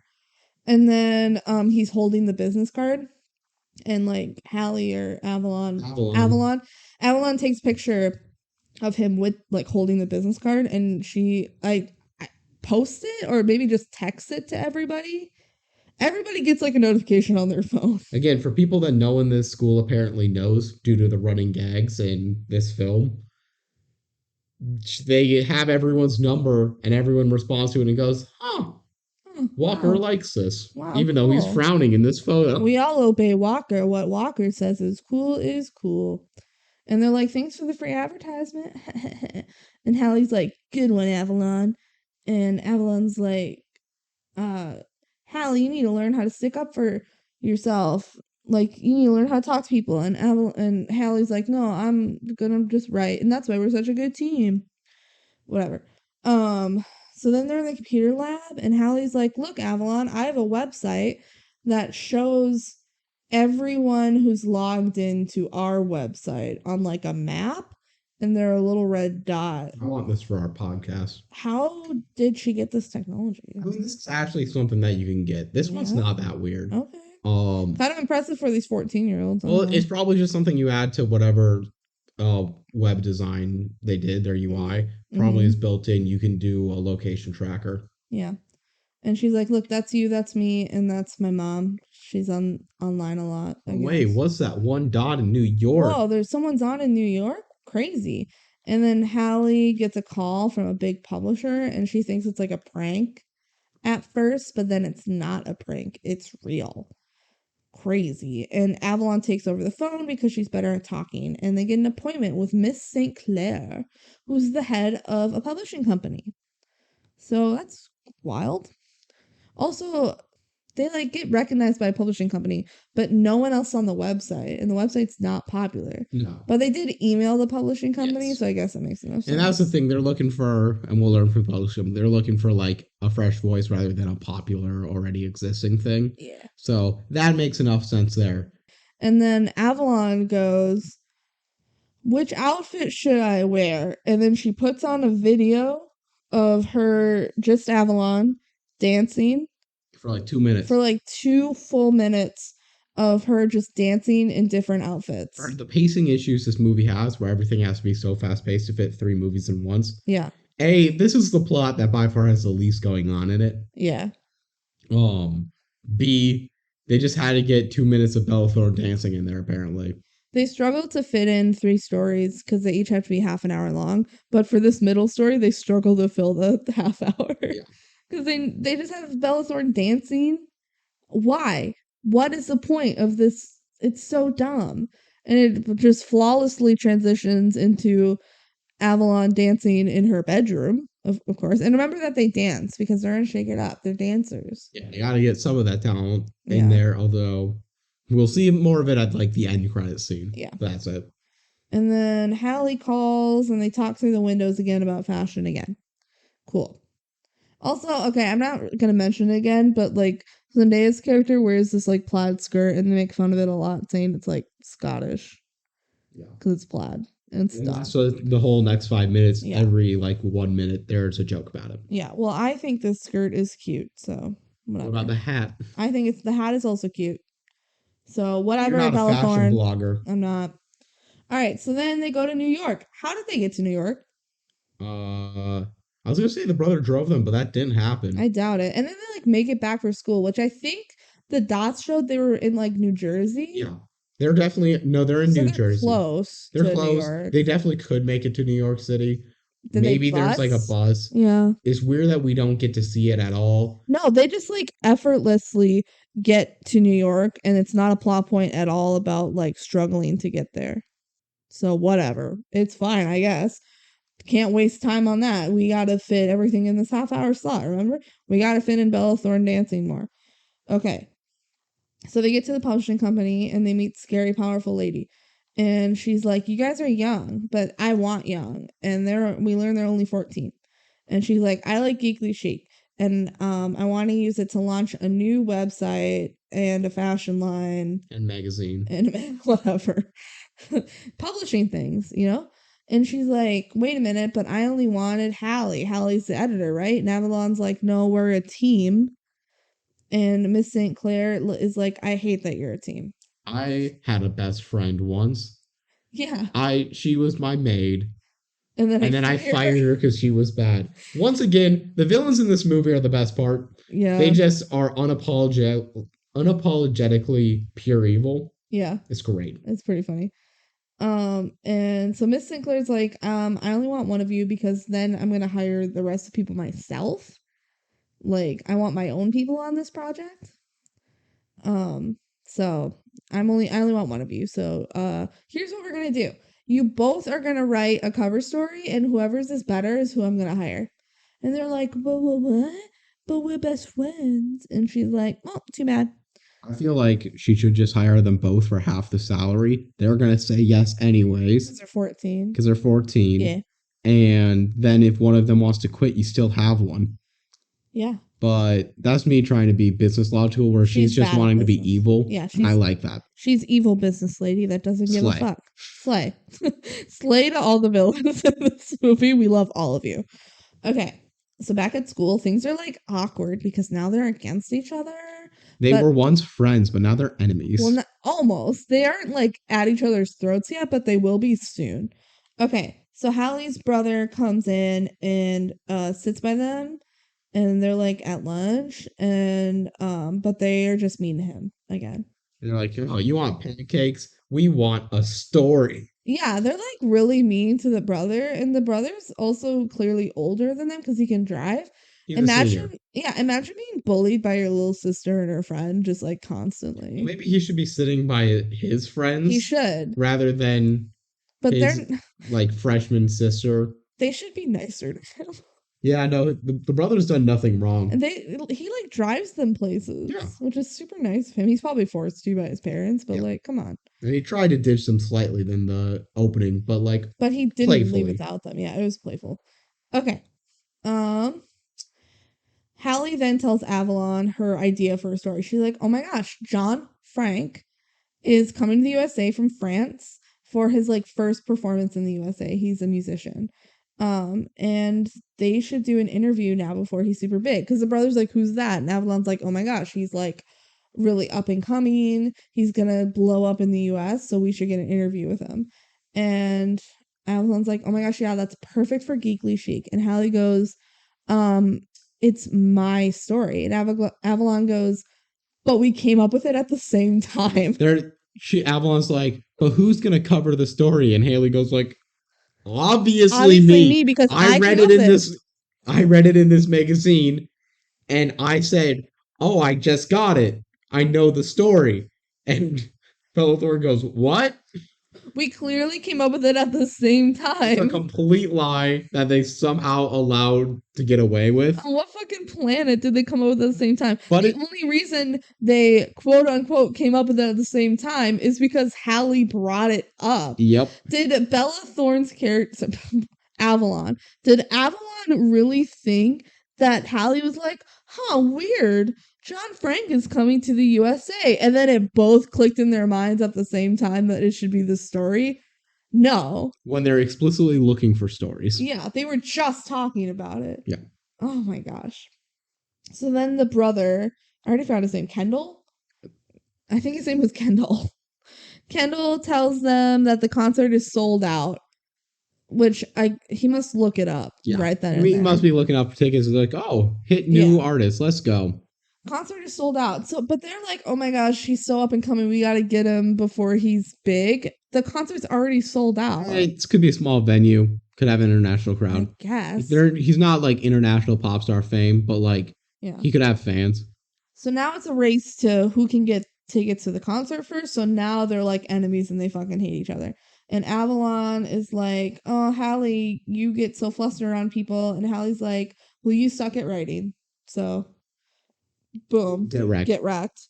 So now we have the two girls and they're like trying to get tickets, right? So we see both of them in their attempts. So Hallie is trying to like call a radio to get tickets. And you need to be the 100th caller, and she's 101. So she gets super close. Why do they do 101st caller? Like, wouldn't at that point they just...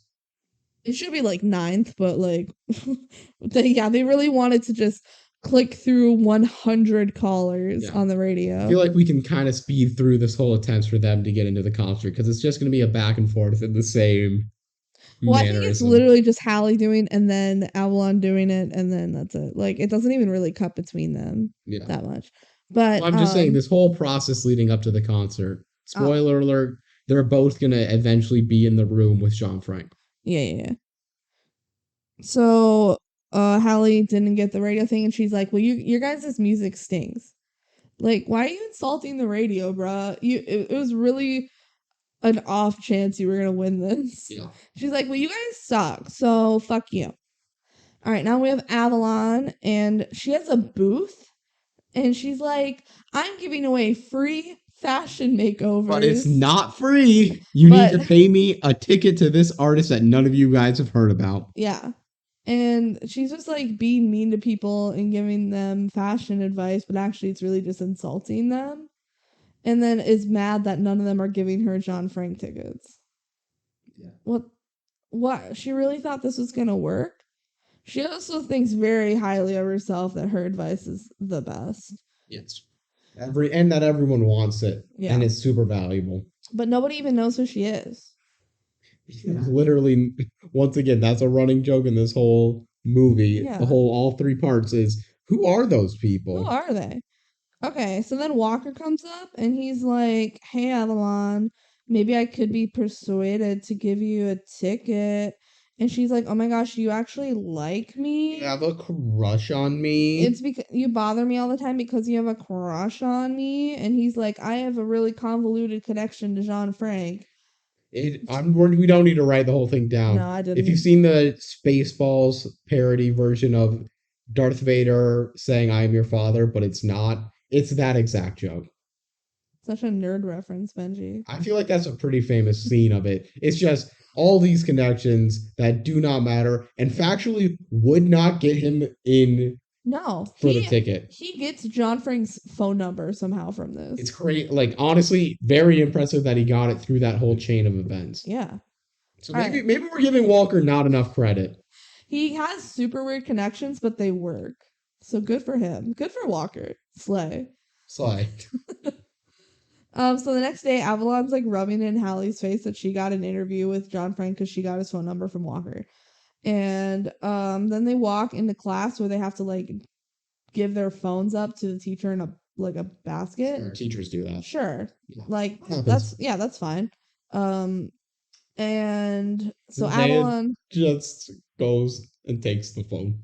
Yeah, so then Avalon, she puts her phone in the basket and then just goes right in. And Hallie's, she's like, ooh, her phone's right there. And then she goes to the teacher and she's like, I need to call my mom because she had a baby. Actually, she had 3 babies. And maybe there's going to be a 4th. Okay, I'm just going to go call her. And the teacher, like, doesn't care. Literally, all she had to say was, I have to call my mom. Yeah. She's bad at talking. That's a known thing. She is bad at talking. So Hallie has Avalon's phone and she calls John Frank and she does a dumb French accent while she's talking to him. Why?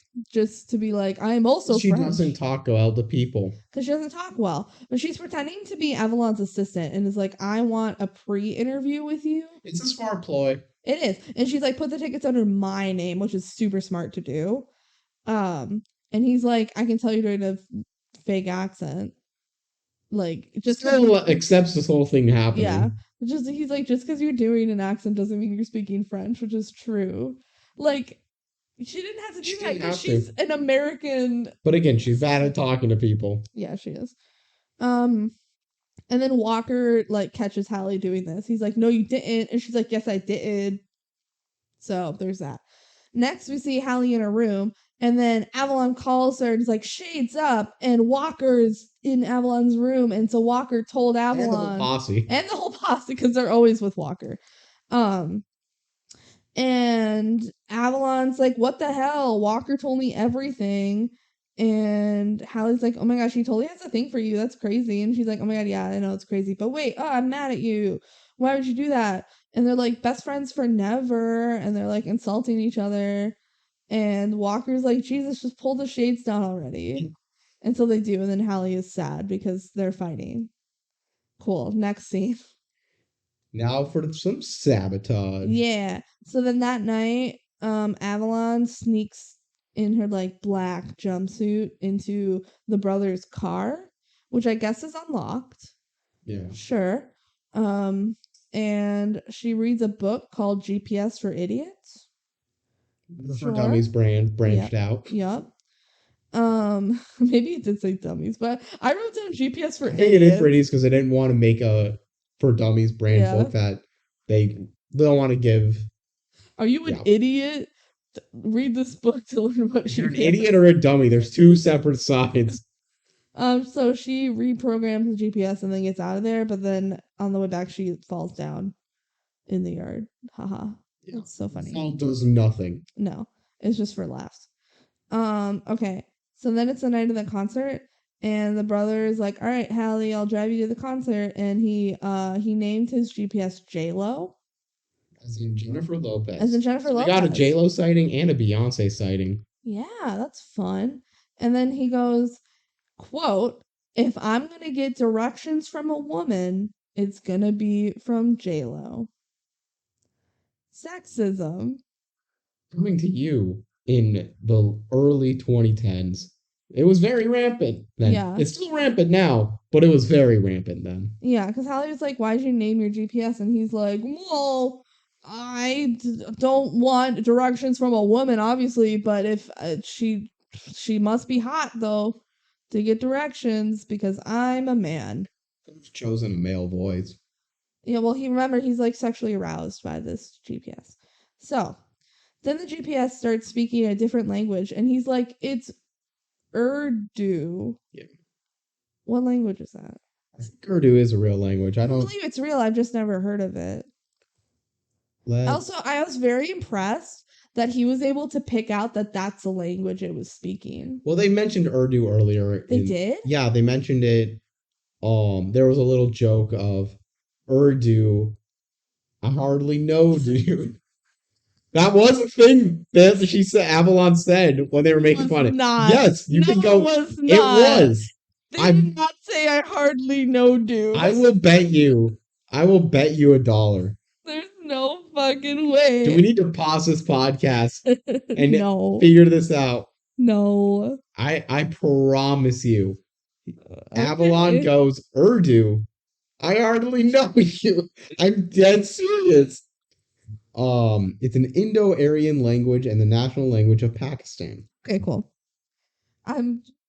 Wow, well, obviously he doesn't speak. No. Urdu. I think it's just like that's what they talked about, so ha ha ha. Yeah. Okay, so then Hallie finds Avalon's earring or whatever. I think it was an earring. Earring. It just was really big, but it was an earring. And she's like, "Oh my god, Avalon did this." Okay, so then at the concert, Avalon's like getting the tickets, and she says, "Yep, my name is Hallie," which because she knows that Hallie put the tickets under her name. So cool. And then Hallie and her brother are struggling with a big physical map. Well, they should have just printed out a map quest, but whatever. And then Avalon goes to the interview with John Frank, and she like unplugs. She's Hallie. Yeah, and she unplugs his amp because he's playing on his guitar. And John Frank is mad because he's been getting mad this whole film. She doesn't say that she's Hallie. He goes, "Where's Hallie?" And Avalon she says she's Hallie to the ticket booth. Oh yeah, she did that. But then she's with John Frank, and she's like, "Oh, Hallie has the flu, the GPS flu."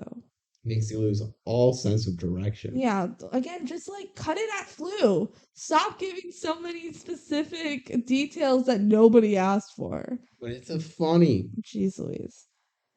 And then Hallie gets to the concert somehow. Like they must have printed out a map quest, like I said. And the physical map. Yeah, and she's struggling to get in, so she's like, "Okay, I'll just go around the alley or something."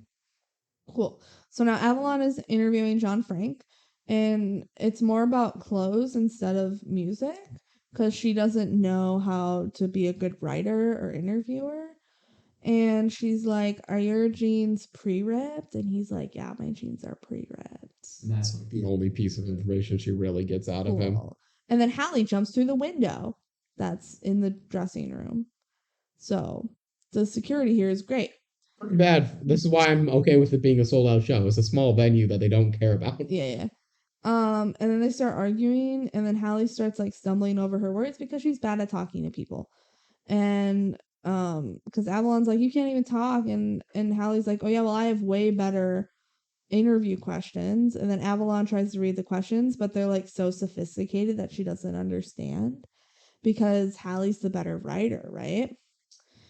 And then they argue more, and then John Frank's like, "Oh my god, stop it," and he's speaking with an American accent. So they're like, "What?"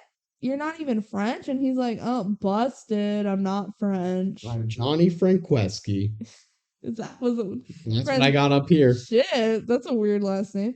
Um, and he's like, yeah, my music wasn't like picking up in the States, so I went to France and they loved it in France. So I just like started pretending I was French. Well, sure, fine. And whatever works for him. Like, If, I mean, he probably shouldn't pretend that he's French. it's probably offensive, Yeah. but also I don't really care. Nah, I don't care about this guy. But they're like, no, John Frank, you need to be yourself. Because people don't want you to be fake, they want you to be yourself. Even though they've been both pretending and making lies this entire movie. But that's when they learn the lesson that they gotta be themselves. Yeah. And by being themselves, they gotta be the same person. So now they're like, well, we got a great story here. Because honestly, this is a great story. Well, then Johnny, too, he's like, you know what? Yeah, the scam's over. I'm going to play acoustic now. Sure. Sure. They unplugged him. That's what they were going for. They're like, oh, yeah, we totally unplugged him. And they're like, but who's going to write the story? Oh, and then it cuts to them with Miss Sinclair because they're like, well, one of us has to write the story. And Miss Sinclair is like, I love this story. I love that you got this like insider scoop about how he's not French, which is a great story. It is a good story. And also the pre-ripped jeans. Well, that's not a great story. It was so funny. And she's like, okay, where's the other article or like cover letter or whatever? And they're like, there's not another one. We worked on this together. And she's like, well, I choose neither of you because you guys are unprofessional. Queen behavior. She goes, you guys, I gave you a very orderly and specific task of fight it out amongst yourself. Yep. And you saying for me to pick one of you? No, you guys are way too codependent and I can't trust you guys to be professional. Yep. So I'm totally down with this. Yeah. And she's also like, also we don't validate parking, but oops, you're too young to drive. Like fucking wreck these 14-year-olds. Absolutely hit them where that hurts. And then Hallie starts like telling off Miss St. Clair about how like, you know what? We're BFFs, so fuck you. And this is her finding her voice. She can talk to people now. Yeah. And they storm out together. And Miss St. Clair goes, assistant, bring me some deodorant. And that's the end of Miss St. Clair. And basically the end of this story. Yeah. So we get some resolution here now. They're back at school and they're BFFs again. And Walker comes up and he's like, guys, I'm impressed. Teens now want to do a story on you. Because of another convoluted connection. Yeah, another convoluted. But no one cares. Even the characters don't care. These girls' success is purely because of Walker. Well, I guess not the original publishing company one, but now they're like going to be on TV on Teens Now, which is apparently a very famous like teen news show, kind of like Starstruck News. Then Avalon thanks Walker and they're acting kind of flirty, but whatever. They hug and then they leave because they're 14, and so that's all we get. And then we see the show, the Teens Now, and they turn down the publishing company. That's what the news is talking about. They're like, oh my gosh, these two girls turned down a publishing company to stay true to their indie vision. Yeah, and they're best friends, and they wrote a story about John Frank. And like, oh my god, that's crazy. And they have a website called Geekly Shake. And they squeal. And they squeal a lot, yeah. And oh my gosh, look at all the dots on our website. So many people on our website. We're global, even though it only showed the United States. It's entirely the United States. Maybe there was a dot or two in like Canada and Mexico, but they only show the United States, and yeah, they're not global. Like you could have said we've gone nationwide and it would have been completely the same without just the obvious oversight. Yeah. And then they start jumping on the bed because they're so happy. And then the lady on the TV goes, stop jumping on the bed. And they go, what? And that's not explained. It's just supposed to be funny. But it doesn't make sense. It doesn't make sense. I think it's so stupid. And then, okay, so now we're transitioning to the third story. We're at the iPads again and they're narrating. And they go, yep, our story went viral. They even made this movie about it, right? And I'm like, what? They like fourth wall broke within their story. Yep. and then they fourth wall broke this part of the movie. narrative. Yeah. What the fuck? So yeah, no, you're right. There's two fourth wall breaks in a row on different levels, which don't make sense. Neither makes sense. It's just stupid. Did the writers of this movie just give up? Wait. And you know what? This movie fucking sucks. Let's just throw in some weird shit. All right. Transition time. Any overall thoughts about story 2? Yeah, this one was stupid. Yeah. It's not good. It's basic and it's the worst of the three. The characters I don't care about. The story I don't care about. I don't care about fashion. Like theoretically, them finding out this big pop star or up and coming pop star is not French could be interesting, but nothing in this. This is the worst one of the three. Yeah. And this last one isn't that good either. But like, I didn't care. No, and it's so weird. Like I said earlier, it felt like they were trying to find filler for this story because it's the most basic of the three. And it's in a movie that's inherently rushed. It's weird that there's filler. They could have just done 2, but they had to get Bella and Zendaya in this film somehow. I don't know. I don't know. Dumb. All right, so now they're like, remember Savannah? Well, she's in this next story. So we're back. This story's about Savannah. So she wasn't just a useless character in the first one. Well, I mean, she helped that plot, but now she gets her own story. So cool. The most continuation this movie has. Yeah. All right, so we see Savannah doing some like sick skate moves in her driveway, but of course we never see her face because it's not actually the actress doing it, it's a stunt person. And inside she has a bunch of little brothers that don't leave her food. They just eat all of the food, and it's breakfast time, and there's no food left. But she did get told, "Hey, come in and eat." And apparently, this is a normal thing in the family. So yeah, if that you lose. If that happened to me, I wouldn't be outside doing my little skate tricks. I would be in the kitchen waiting for the second my dad made breakfast. Yeah. And what the dad should do is set aside a plate for her or something. Like, but he's busy. Like he has a bunch of kids. There's a lot of things where like it could be wrong, but if this is an established normal behavior, I don't feel that much empathy for her because she shouldn't have been out doing skateboard tricks if she knew this is when breakfast would come and her only chance to eat. Yeah. It's a you snooze, you lose situation where the rules are known. Yeah. Also, it's pretty clear that the dad is like a single parent. Yeah. So he's trying to deal with a lot. He has a bunch of kids.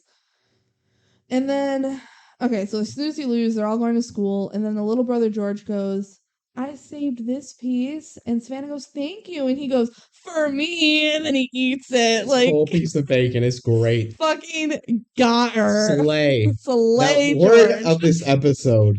Everyone that is mean is slaying it. The mean characters are exactly what you want in poorly written Disney Channel. Yeah, films. We're not rooting for the good guys here. We're rooting for the bad guys. They're way more fun. And then the dad feels bad that she missed breakfast, so he's like, here's some cash. You can buy yourself some breakfast at school, and also here's some more cash to get something at the mall because you're a girl. And she's like, cool, thanks. I'm gonna go get some sneakers at the mall. Cool. And then she skates to school. On the way to school, she sees Jake and Murray. Whoa, Jake's back and Murray's back. And they say hi to Savannah, but then she falls into the bush. And then he's like, where's Savannah? That's weird. But Murray runs after her. Yeah, and then she pops out of the bush, and she's like, oh my gosh, Murray, I'm so nervous around Jake because I like him. And then she... Don't tell him my secret. Don't tell him, Murray. And then she skates away. And then there's a girl in a limo that like rolls down the window of the limo and goes, hi, doggy, you're so cute. And how rich must you be to exclusively drive in a limo? You're so rich. And she just rolls down the window to look at the dog. I would do that too. And so she rolls down the window, she goes, hi, doggy. And then Murray is confused because this girl looks exactly like Savannah. And Murray is looking back and forth at Savannah and the girl in the limo going, what? Doing all the double takes a dog can do. Yeah. And then we see the girl in the limo and she goes, I wish I could have a dog, Pemberley. So yeah, she is Emma. She's British. She is played by the same actress. It's a Parent Trap situation. Yeah, it's Parent Trap. Except they're not actually twins. No. They're not related. They're not related at all. Because they have like biological parents and they're not the same. They never say like, "Oh my gosh, we were adopted" or Nope. anything. Nope, no Maybe relation. if this was a full movie, they would explain it, but Yep, but not it's enough not. time. So she's British and her butler's name is Pemberley. Is that a normal name? Normal, maybe not, but I think I have heard. I'm gonna look it up. Pemberley. Pemberley. It's a great butler name. It's a great butler name. Um, so she's like, I wish I could have a dog, Pemberley. And Pemberley's like, your parents would never let you have a dog, It is the Emma. name of the fictional country estate owned by Fitzwilliam Darcy, the male protagonist in Pride and Prejudice. So he's named after the book. Yeah. Cool. That's fun because they're British. Okay. At school, Jake holds the door open for Savannah, and they have this awkward exchange, and they talk about her guns, her muscles. Yeah. And she's so embarrassed to have Muscles that muscles are like bigger than Jake's is because because of the sexism. it's sexism. Yeah. Yeah. It's entirely just sexism. internalized sexism. Yeah. This whole movie is just like subtle sexism. Love Yeah. that. Slay. No. Well, I want to be clear on this one. We're saying slay to the villains because they are unambiguously doing evil actions, and I appreciate that. We're not saying slay to the writers for being sexist. Yeah, no, we're not. No. Okay, so then they're at the fancy mansion, which is Emma's house, and she's talking to her parents while they're having tea because they're rich. I like how you're just adding a British accent to all of this. The British accents are very noticeable. Yeah.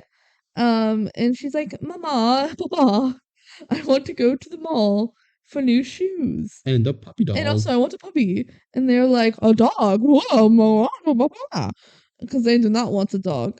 And then the butler's like, I told you so about getting the dog. Because the parents are like, no, no thanks.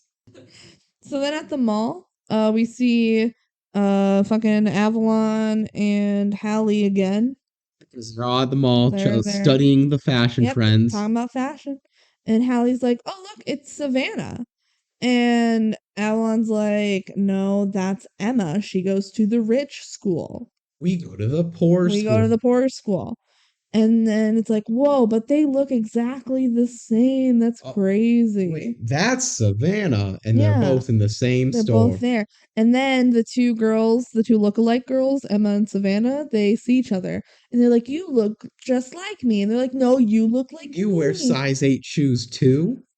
What? When's your birthday? They never ask these things. No, they do say the size 8 shoe thing. But they don't say, when's your birthday? No. Do we have the same birthday? Are we twins? Nope. They're they just never like, wow, we're doppelgangers.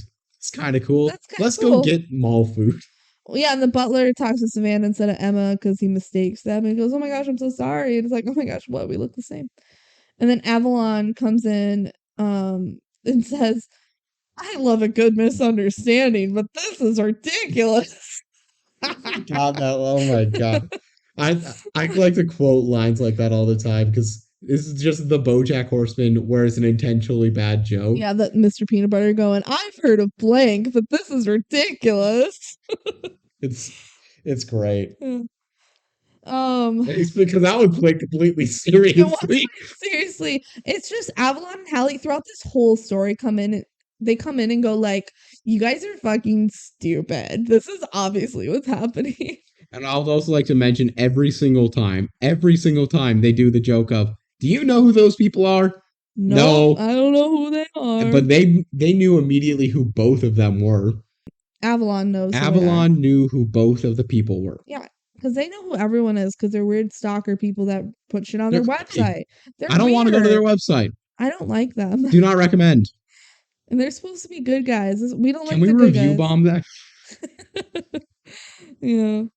Okay, so then Hallie's like, oh my gosh, we should write a story about how they look the same on our dumb website. And then they squeal and they run away because all they do is squeal and run away. And everyone's like, who the fuck are they? We don't know who they are. And this is where they go and get mall pizza. Yep. So then the two not twins go and eat mall pizza. And they tell each other about their lives. And it's like, I'm poor and I'm rich. And they're like, oh my gosh, I wish I had your life. It's like, I always wanted to be by a dog. And then Savannah's like, I have a dog. Not really, but I see Murray I see occasionally. Murray and I like this boy. Also, I have Oh brothers. my gosh, I've always wanted a brother. And oh my gosh, I get to eat dinner. What? You get to eat dinner? I never have dinner because my brothers eat all my dinner. And then they're like, oh my gosh, I wish I had your life. And then Avalon is sitting right next to them with Hallie, and they go, duh, guys, you should do a switcheroo. We used to do a parent trap Yeah. for our blog. Yeah, they're like, duh, guys, just switch places. And they're like, oh, okay. And then Savannah and Emma are like, cool, let's go switch places. And they like go to the bathroom to go change clothes or whatever. And then it's just Avalon and Hallie. And Avalon goes, shall we?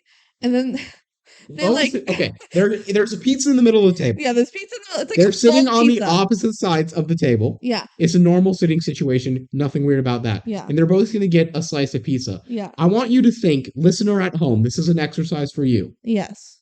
Think to yourself, if there's a pizza sitting in front of you, how are you going to grab a slice of pizza?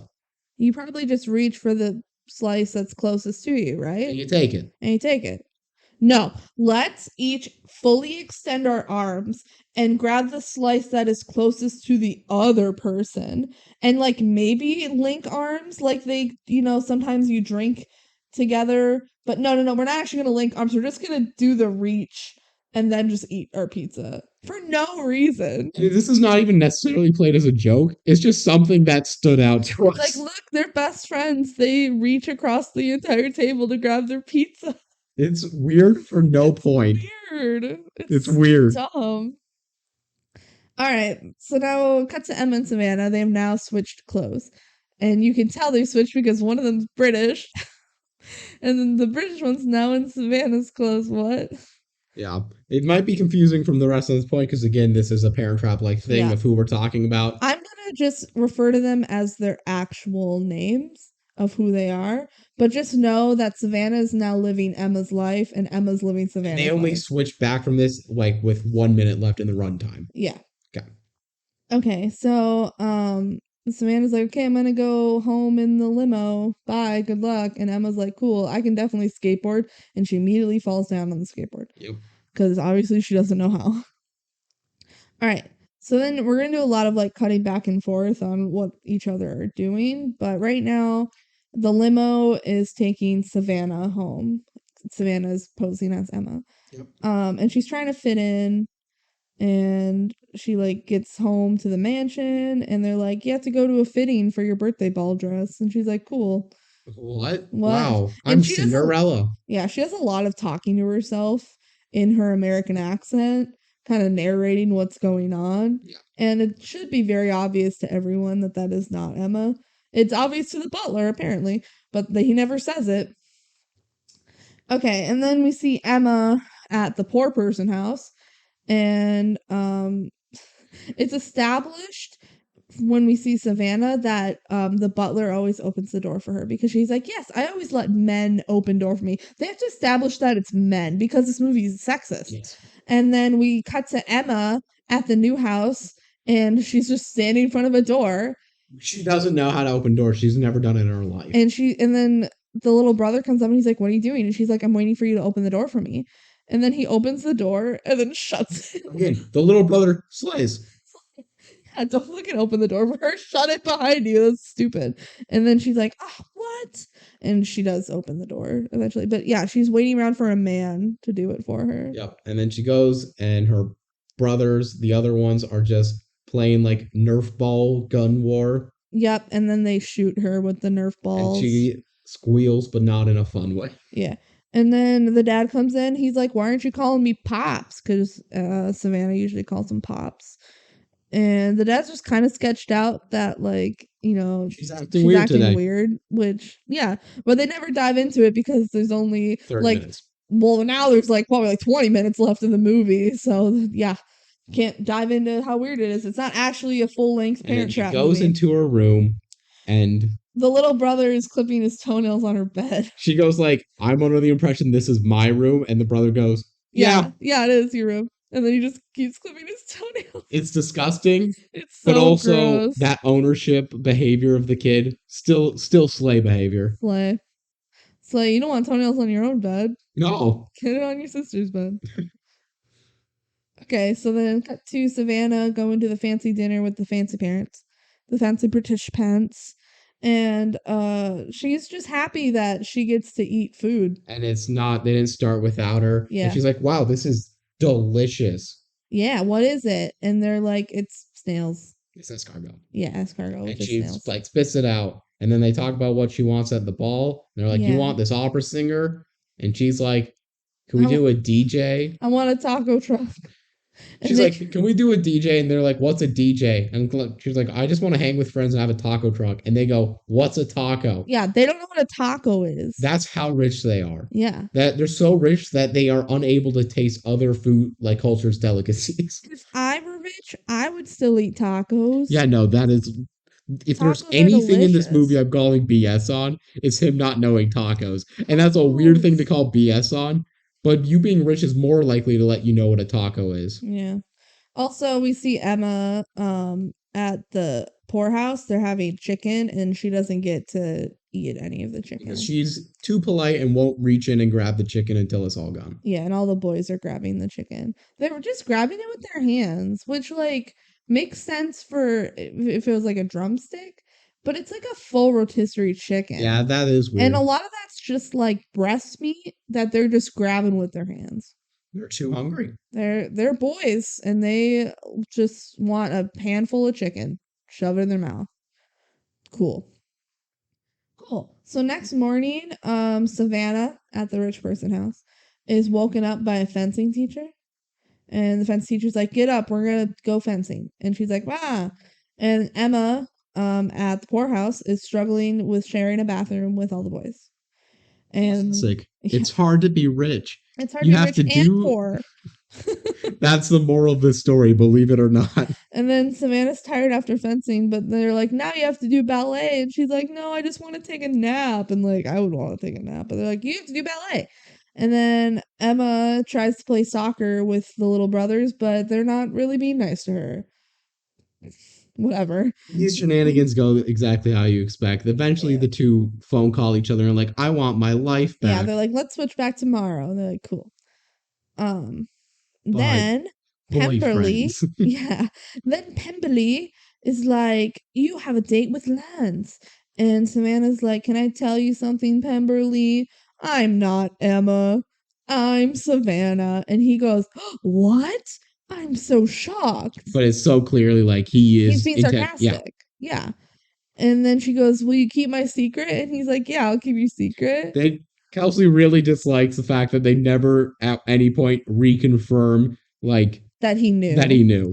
Literally, all it would have taken was him going, what? I'm shocked. And her going, what? You knew? Like, she's not surprised that he knew. Yeah. They're trying to squeeze everything in. They should have cut out the Bella Thorne dancing. Oh, no, that was crucial. Stupid. Whatever. And then he's like, I'll help you out. Like, Lance is your boyfriend, wink, wink. And she's like, oh, okay. Meet the best character of the movie. Yeah, so Lance comes in. She meets Lance. And he's American, but the way he's talking is like the inflection of a British accent, which I love. He's just trying super hard to be fancy and have an accent, but he doesn't actually have a British accent. Understood the assignment of be the most pretentious person you can possibly be. Yeah. He's like, I was out playing polo and I named my pony Emma after you. And she's like, aren't you old to have a pony? And he's like, what? No. It's a polo pony. It's a polo pony. Which is a horse. Yeah. And then she goes, I'm just horsing around. All right. Then we cut back to Emma, who's posing as Savannah, of course. And we see Jake. Jake comes up to Emma and he's like, oh my gosh, I just sent you the best video of Murray during the Macarena. That's a great line in this movie as well. Great line. It's just, I really love the mental image of a dog doing the Macarena dance. So funny. And then Emma realizes who Jake is because Savannah mentioned him earlier. And she's like, oh my gosh, Jake, you're cute. And he's like, what, do you think I'm cute? And she's like, yeah. And he's like, do you want to go out sometime? And she's like, Oh my gosh, yes, I do. Like Emma's saying yes for Savannah because she knows that Savannah likes him. Um, and then cut to a phone call. Emma's telling Savannah about her upcoming date with Jake. And Savannah's like so excited. She's like, oh my gosh, I can't believe I have a date with Jake, but also I'm so nervous. And I get so nervous around him. And Emma's like, you know what? Let's not switch places again yet. I'm gonna go on this date with Jake for you, and you can watch in the restaurant. I'll show you how easy it is to talk to boys. This And won't lead to disaster. Savannah's like, okay, sure. Like she's okay with Savannah going on this date for her, which is dumb. It's dumb. But remember that this movie's called Frenemies, so they have to hate each other at And some they also point. have to be friends, but apparently not. It's such a weird. I'm just talking about this plot overall of this third story. It's so weird that this is one of the plots for Frenemies because again, they didn't know each other before this. Second, it's a Parent Trap movie where they switch places. What the fuck does that have to do with being frenemies? It's not like a normal fight you would have. Well, you know what else is not a normal fight? The dog one. Or going into a publishing contract. Yes. This movie's weird. Okay, so now on the date with Jake, Savannah's watching Emma and Jake talk. And Jake's like, you're kind of different now, but I like it.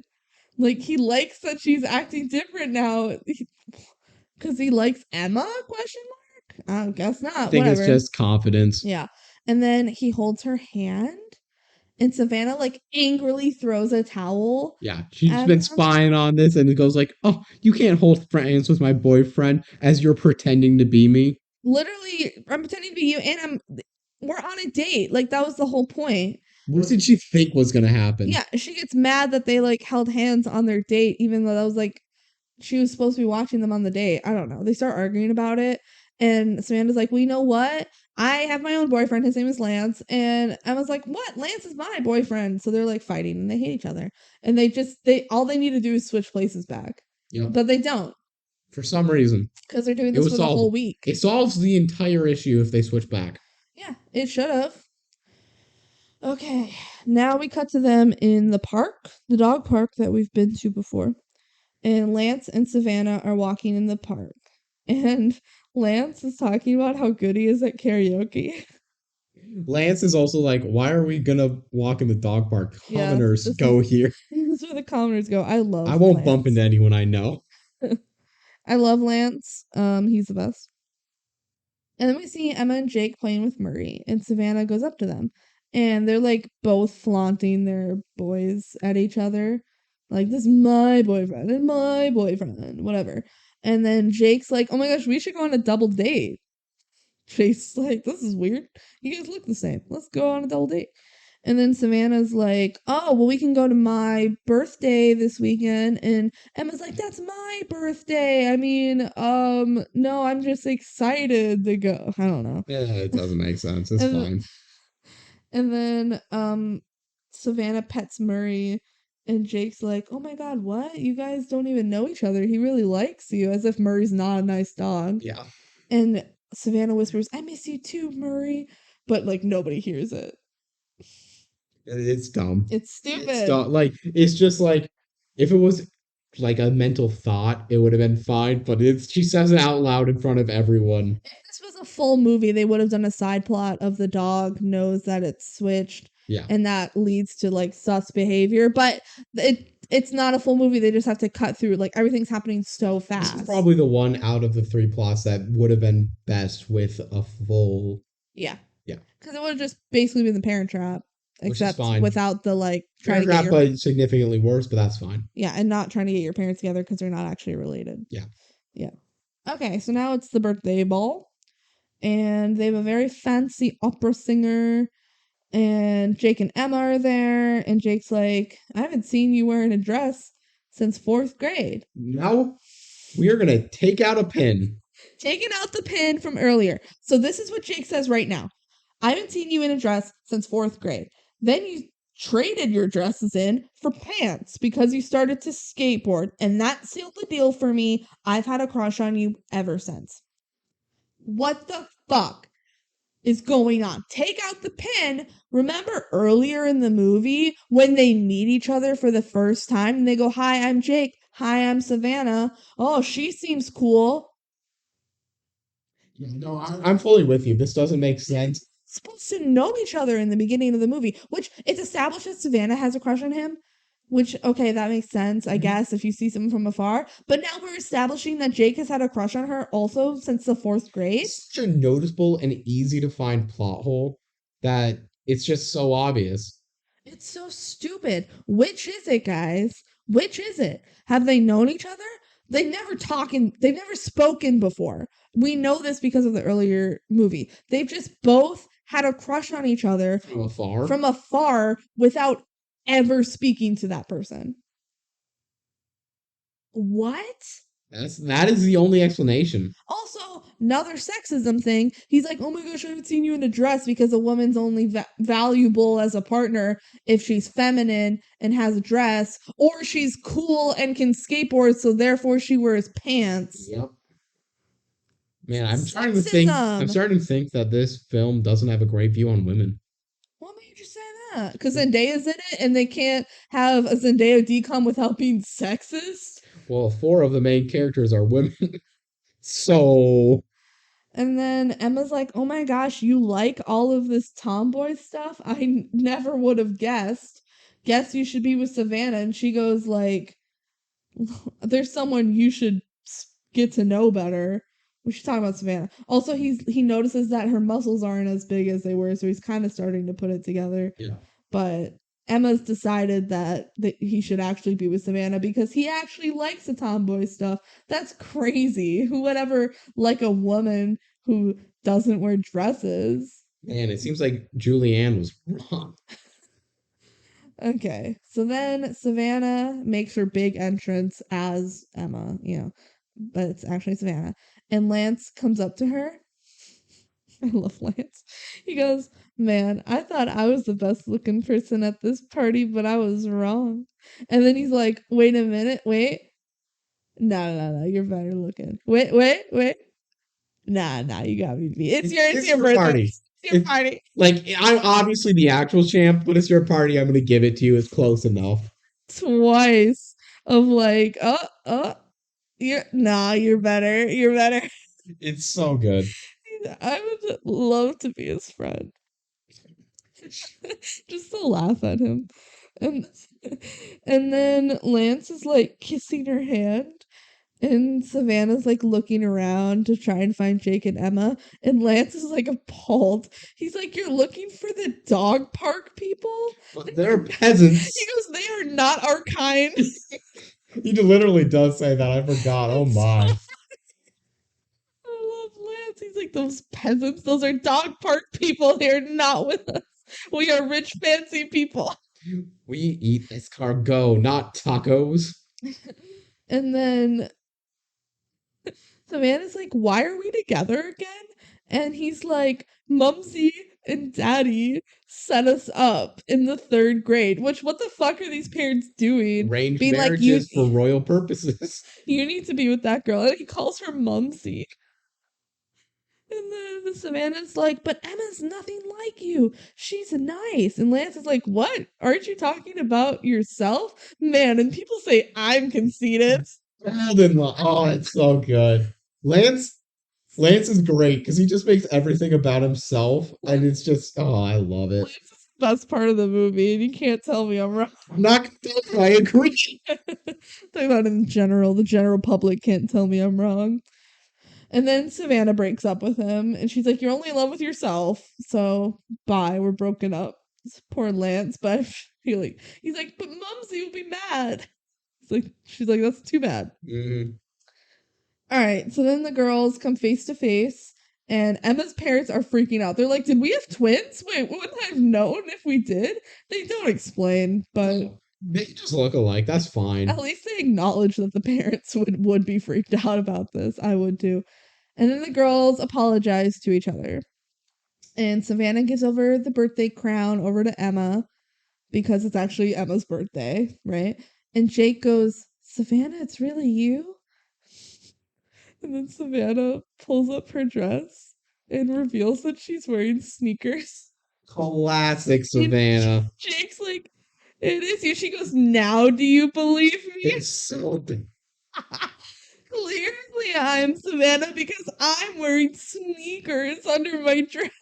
no one else could do that. You know what I think is kind of dumb? In like recent years, it's become like the fun, quirky thing to wear sneakers under your dress. Like all the girls I've seen like prom pictures are like, oh, look at us, we're all wearing sneakers. And it's just like treated to be so quirky when it's like I mean, you're wearing a comfortable at shoe. least it's more accepted then. I It don't is pay accepted. attention in No, that. it's just like it's become the thing where it's like, aren't we so quirky? But in reality, everybody's doing it. I'm not like the other girls. I play video games I play occasionally. video games and I wear sneakers under my dress. They did the same thing in Christmas Prince with Amber. She like goes to the ball in sneakers and they're like, haha, she's so different. It's like, guys. Also, remember Demi Lovato wears Converse with her dress? That was in her song in Disney Channel. Everyone's so different and so quirky. The last film that we just did, Entangled, it's about I can't do At heels least or Rapunzel shoes. wants to wear no shoes. Yeah, that one is quirky and different. And she was abused and locked in a tower her whole life. She has an excuse. And then Avalon goes, "Oh my gosh, sneakers with a dress, that's so cute." So Avalon approves of this fashion statement. She was ahead of the time. She knows it was going to be quirky in 10 years. So they're like, who invited these girls? I didn't. Yeah. Okay. And then Savannah goes, "But wait, there's something else you should know." And then Lance comes up and goes, "You dumped me for Dog Boy?" And Emma's like, "You dumped my boyfriend?" And Savannah's like, "Yeah, that was the other thing you should know." Yeah, it's just funny that they explicitly say, you need to know something. You need to know something twice, but it's just like, obviously that's what it was. I need to tell you something. What? This happened? Yeah, that was the thing I was going to tell you. It's just kind of funny. And she's like, "Yeah, I'm sorry I broke up with your boyfriend for you." And she's like, "Don't be. I've been wanting to dump Lance since the third grade, like literally since they got together." She held out this relationship that she hates for a long She time. doesn't stand up. So She doesn't stand up for herself. yeah, that's like kind of her thing. Yeah. And then Lance tries to attack Jake because he's mad that he lost his girlfriend and Mumsy's gonna be mad, but he misses and he runs into a chocolate fountain. Goop! It's a goop moment. Ding! We have our third, I believe third. I believe it's our third goop moment of our movie marathon.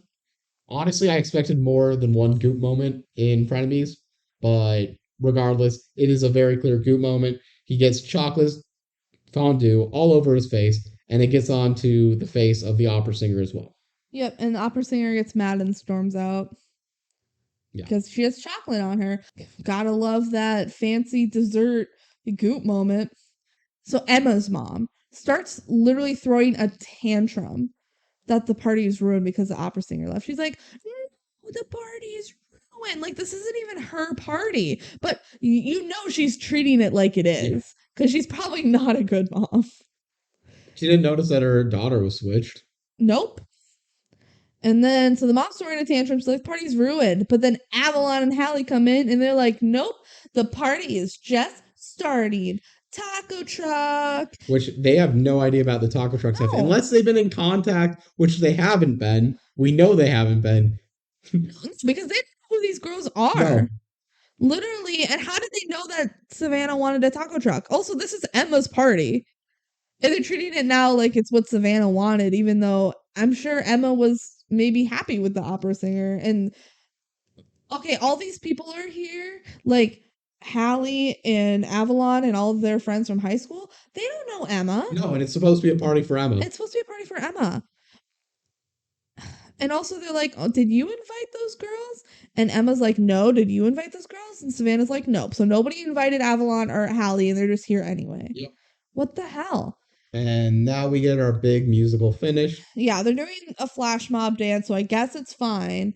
And Emma's parents like tacos now, and they're like, "We should have this every Tuesday." Taco Tuesday. Like Taco Tuesday. Oh, British.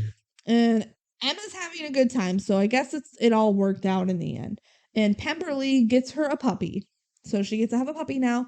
And she's like, but what about Mama and Papa? And he's like, oh, guess we'll help pick up the poop together. We gotta pick up the poo. The poo poo. And yeah.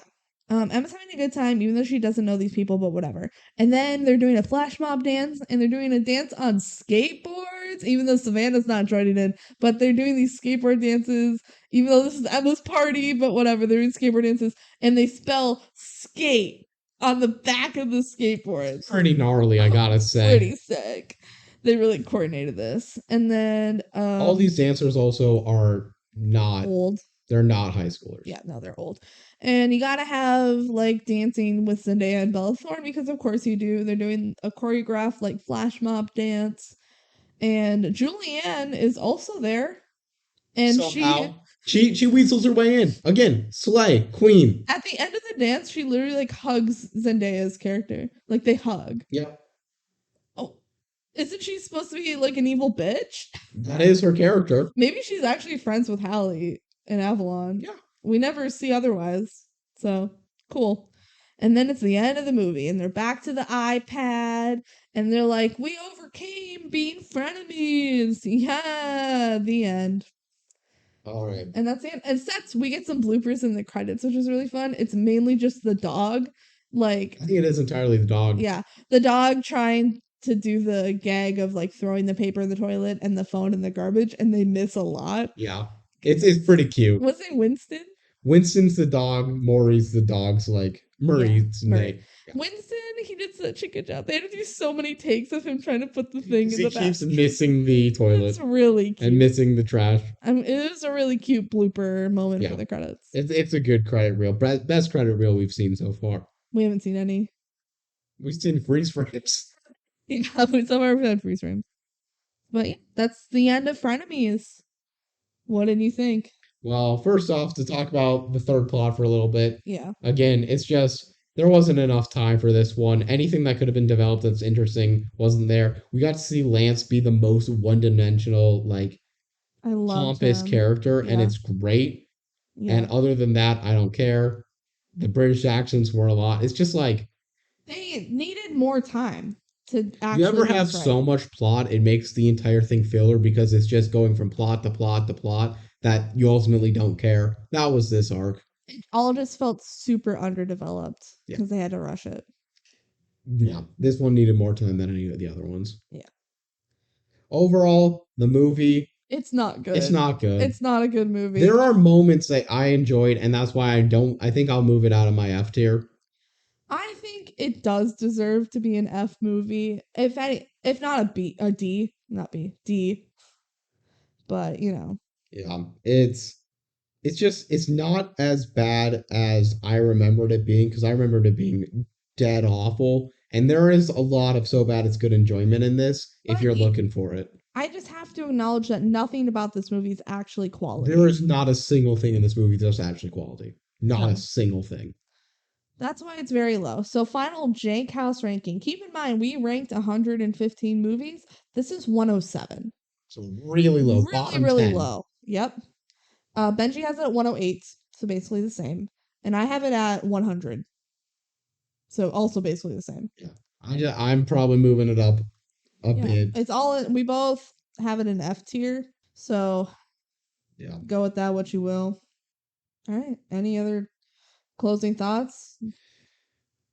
Give Zendaya a good DCOM. Force her to come back and write an actual good one. Make her like a character in Zombies 4. You think this is going to be a Zombies 4? No, there won't be. But there is a Descendants 4. Yeah, it's like a Descendants spinoff coming out. Can she be a character in in Descendants 4? She have a cameo. Maybe. Well, that'll make it bad, probably. Yeah, maybe. She's pretty old now and is actually an established actor, so.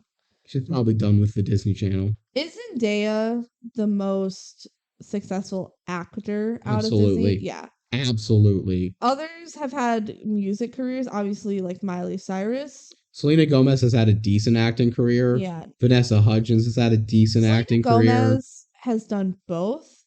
she's done some acting and had a music career, and she's actually had quite a bit Selena few Gomez hits. is pretty big. No, like Yeah. Selena Gomez is more of a pop star than an actress, and she's one of the best like main stars of one of the top TV shows recently, and Yeah. Only Murders in the Building. So But Zendaya is definitely the best Zendaya's just actor to come out of Zendaya is Disney. one of the 10 biggest actresses in the world right now. Yeah. Zac Efron also has had a successful acting career. Zac Efron would be the competition for Zendaya. And they were together in Greatest Showman, so that's fun. I think Zendaya has Zac Efron beat. Yeah, I think so too. But it is at least debatable. Zac Efron had a lot going on for him, and he still does. Yeah. So it's debatable, though. Both very talented. And I don't think, unless I'm forgetting someone that's clear, like Shia LaBeouf was pretty big. Yeah, but I can't tell you how successful he was, like, really as an adult. Like, he still does stuff and is a big name, but I still think we can't overrate Zendaya. Zendaya's huge and is on a trajectory to remain huge. Yep. Euphoria's giant. Yep. And she's the star of that. She was in Dune. She's in the Marvel. Yep. She's in like all of the big franchises as big roles. Yeah. She's killing it. She really is. Good for Zendaya. You got out of your terrible DCOMs and got into really good movies as a good actress. You're getting high paid. Yeah. And yeah. And you're winning awards too. Yeah. Yeah. She's killing it. Absolutely. And Bella Thorne is a social media influencer. Not as big. Not as big. Has done some like lower grade movies, but still had a career / has a career outside of Disney. So. All right. I think it's time to spin the wheel. Spin the wheel. But first, we got to make our predictions. Yeah. What do you think it's going to be? I think it's going to be Stuck in the Suburbs. Ooh. I think it's going to be Eddie's $1 Million Cook-Off. Ooh. I'd like that one. That'd be fun. Okay. Spinny. Do. What's it going to be? What's it going to be? It's Spin. It's Spin. I like Spin. Man, we got some recent ones. This one's super recent. This is like the third most recent DCOM as of recording. This is like within the last 2 years. Super, super recent. Oh, I'm excited to talk about Spin. This is going to be fun. It's going to be a change because this is actually a highly rated one on our Remember list. when I said there were 5 movies or so that I would consider actually good quality? Yeah. Is this one? I think this is one of them. I'm excited to maybe it's worse on a rewatch, but I remember when we watched it the first time, I'm like, no, this has genuine quality. I have watched it twice, and I think I did like it a little less second time, but I still liked it and think it's a good movie. So, yay. Okay, Spin. All right. We'll see you then. Yeah. So, social media plugs. Find us on TikTok, mainly. That is our main social media. Yeah. We technically have a Twitter account. We never use it. Yeah. So our TikTok's the DCOM duo with underscores under it. Yeah. Email us if you want to contact us for business inquiries or just fan mail or anything. You can send us death threats. We'll take it. We'll read anything on the podcast, okay? If you listen this far, just do it. Just do it. That's the DCOMduo at gmail.com. Yeah, you gotta add the .com. Yeah. Also, like Spotify is a feature where you can leave comments. YouTube, we are on read YouTube. The YouTube comments. Yeah. We're also on Anchor and Apple Podcasts. Yep. So find us there. If you find us anywhere else, let us know. It'll be interesting. What? All right. Thanks for listening, guys. See ya next time for Spin. Take care. Bye.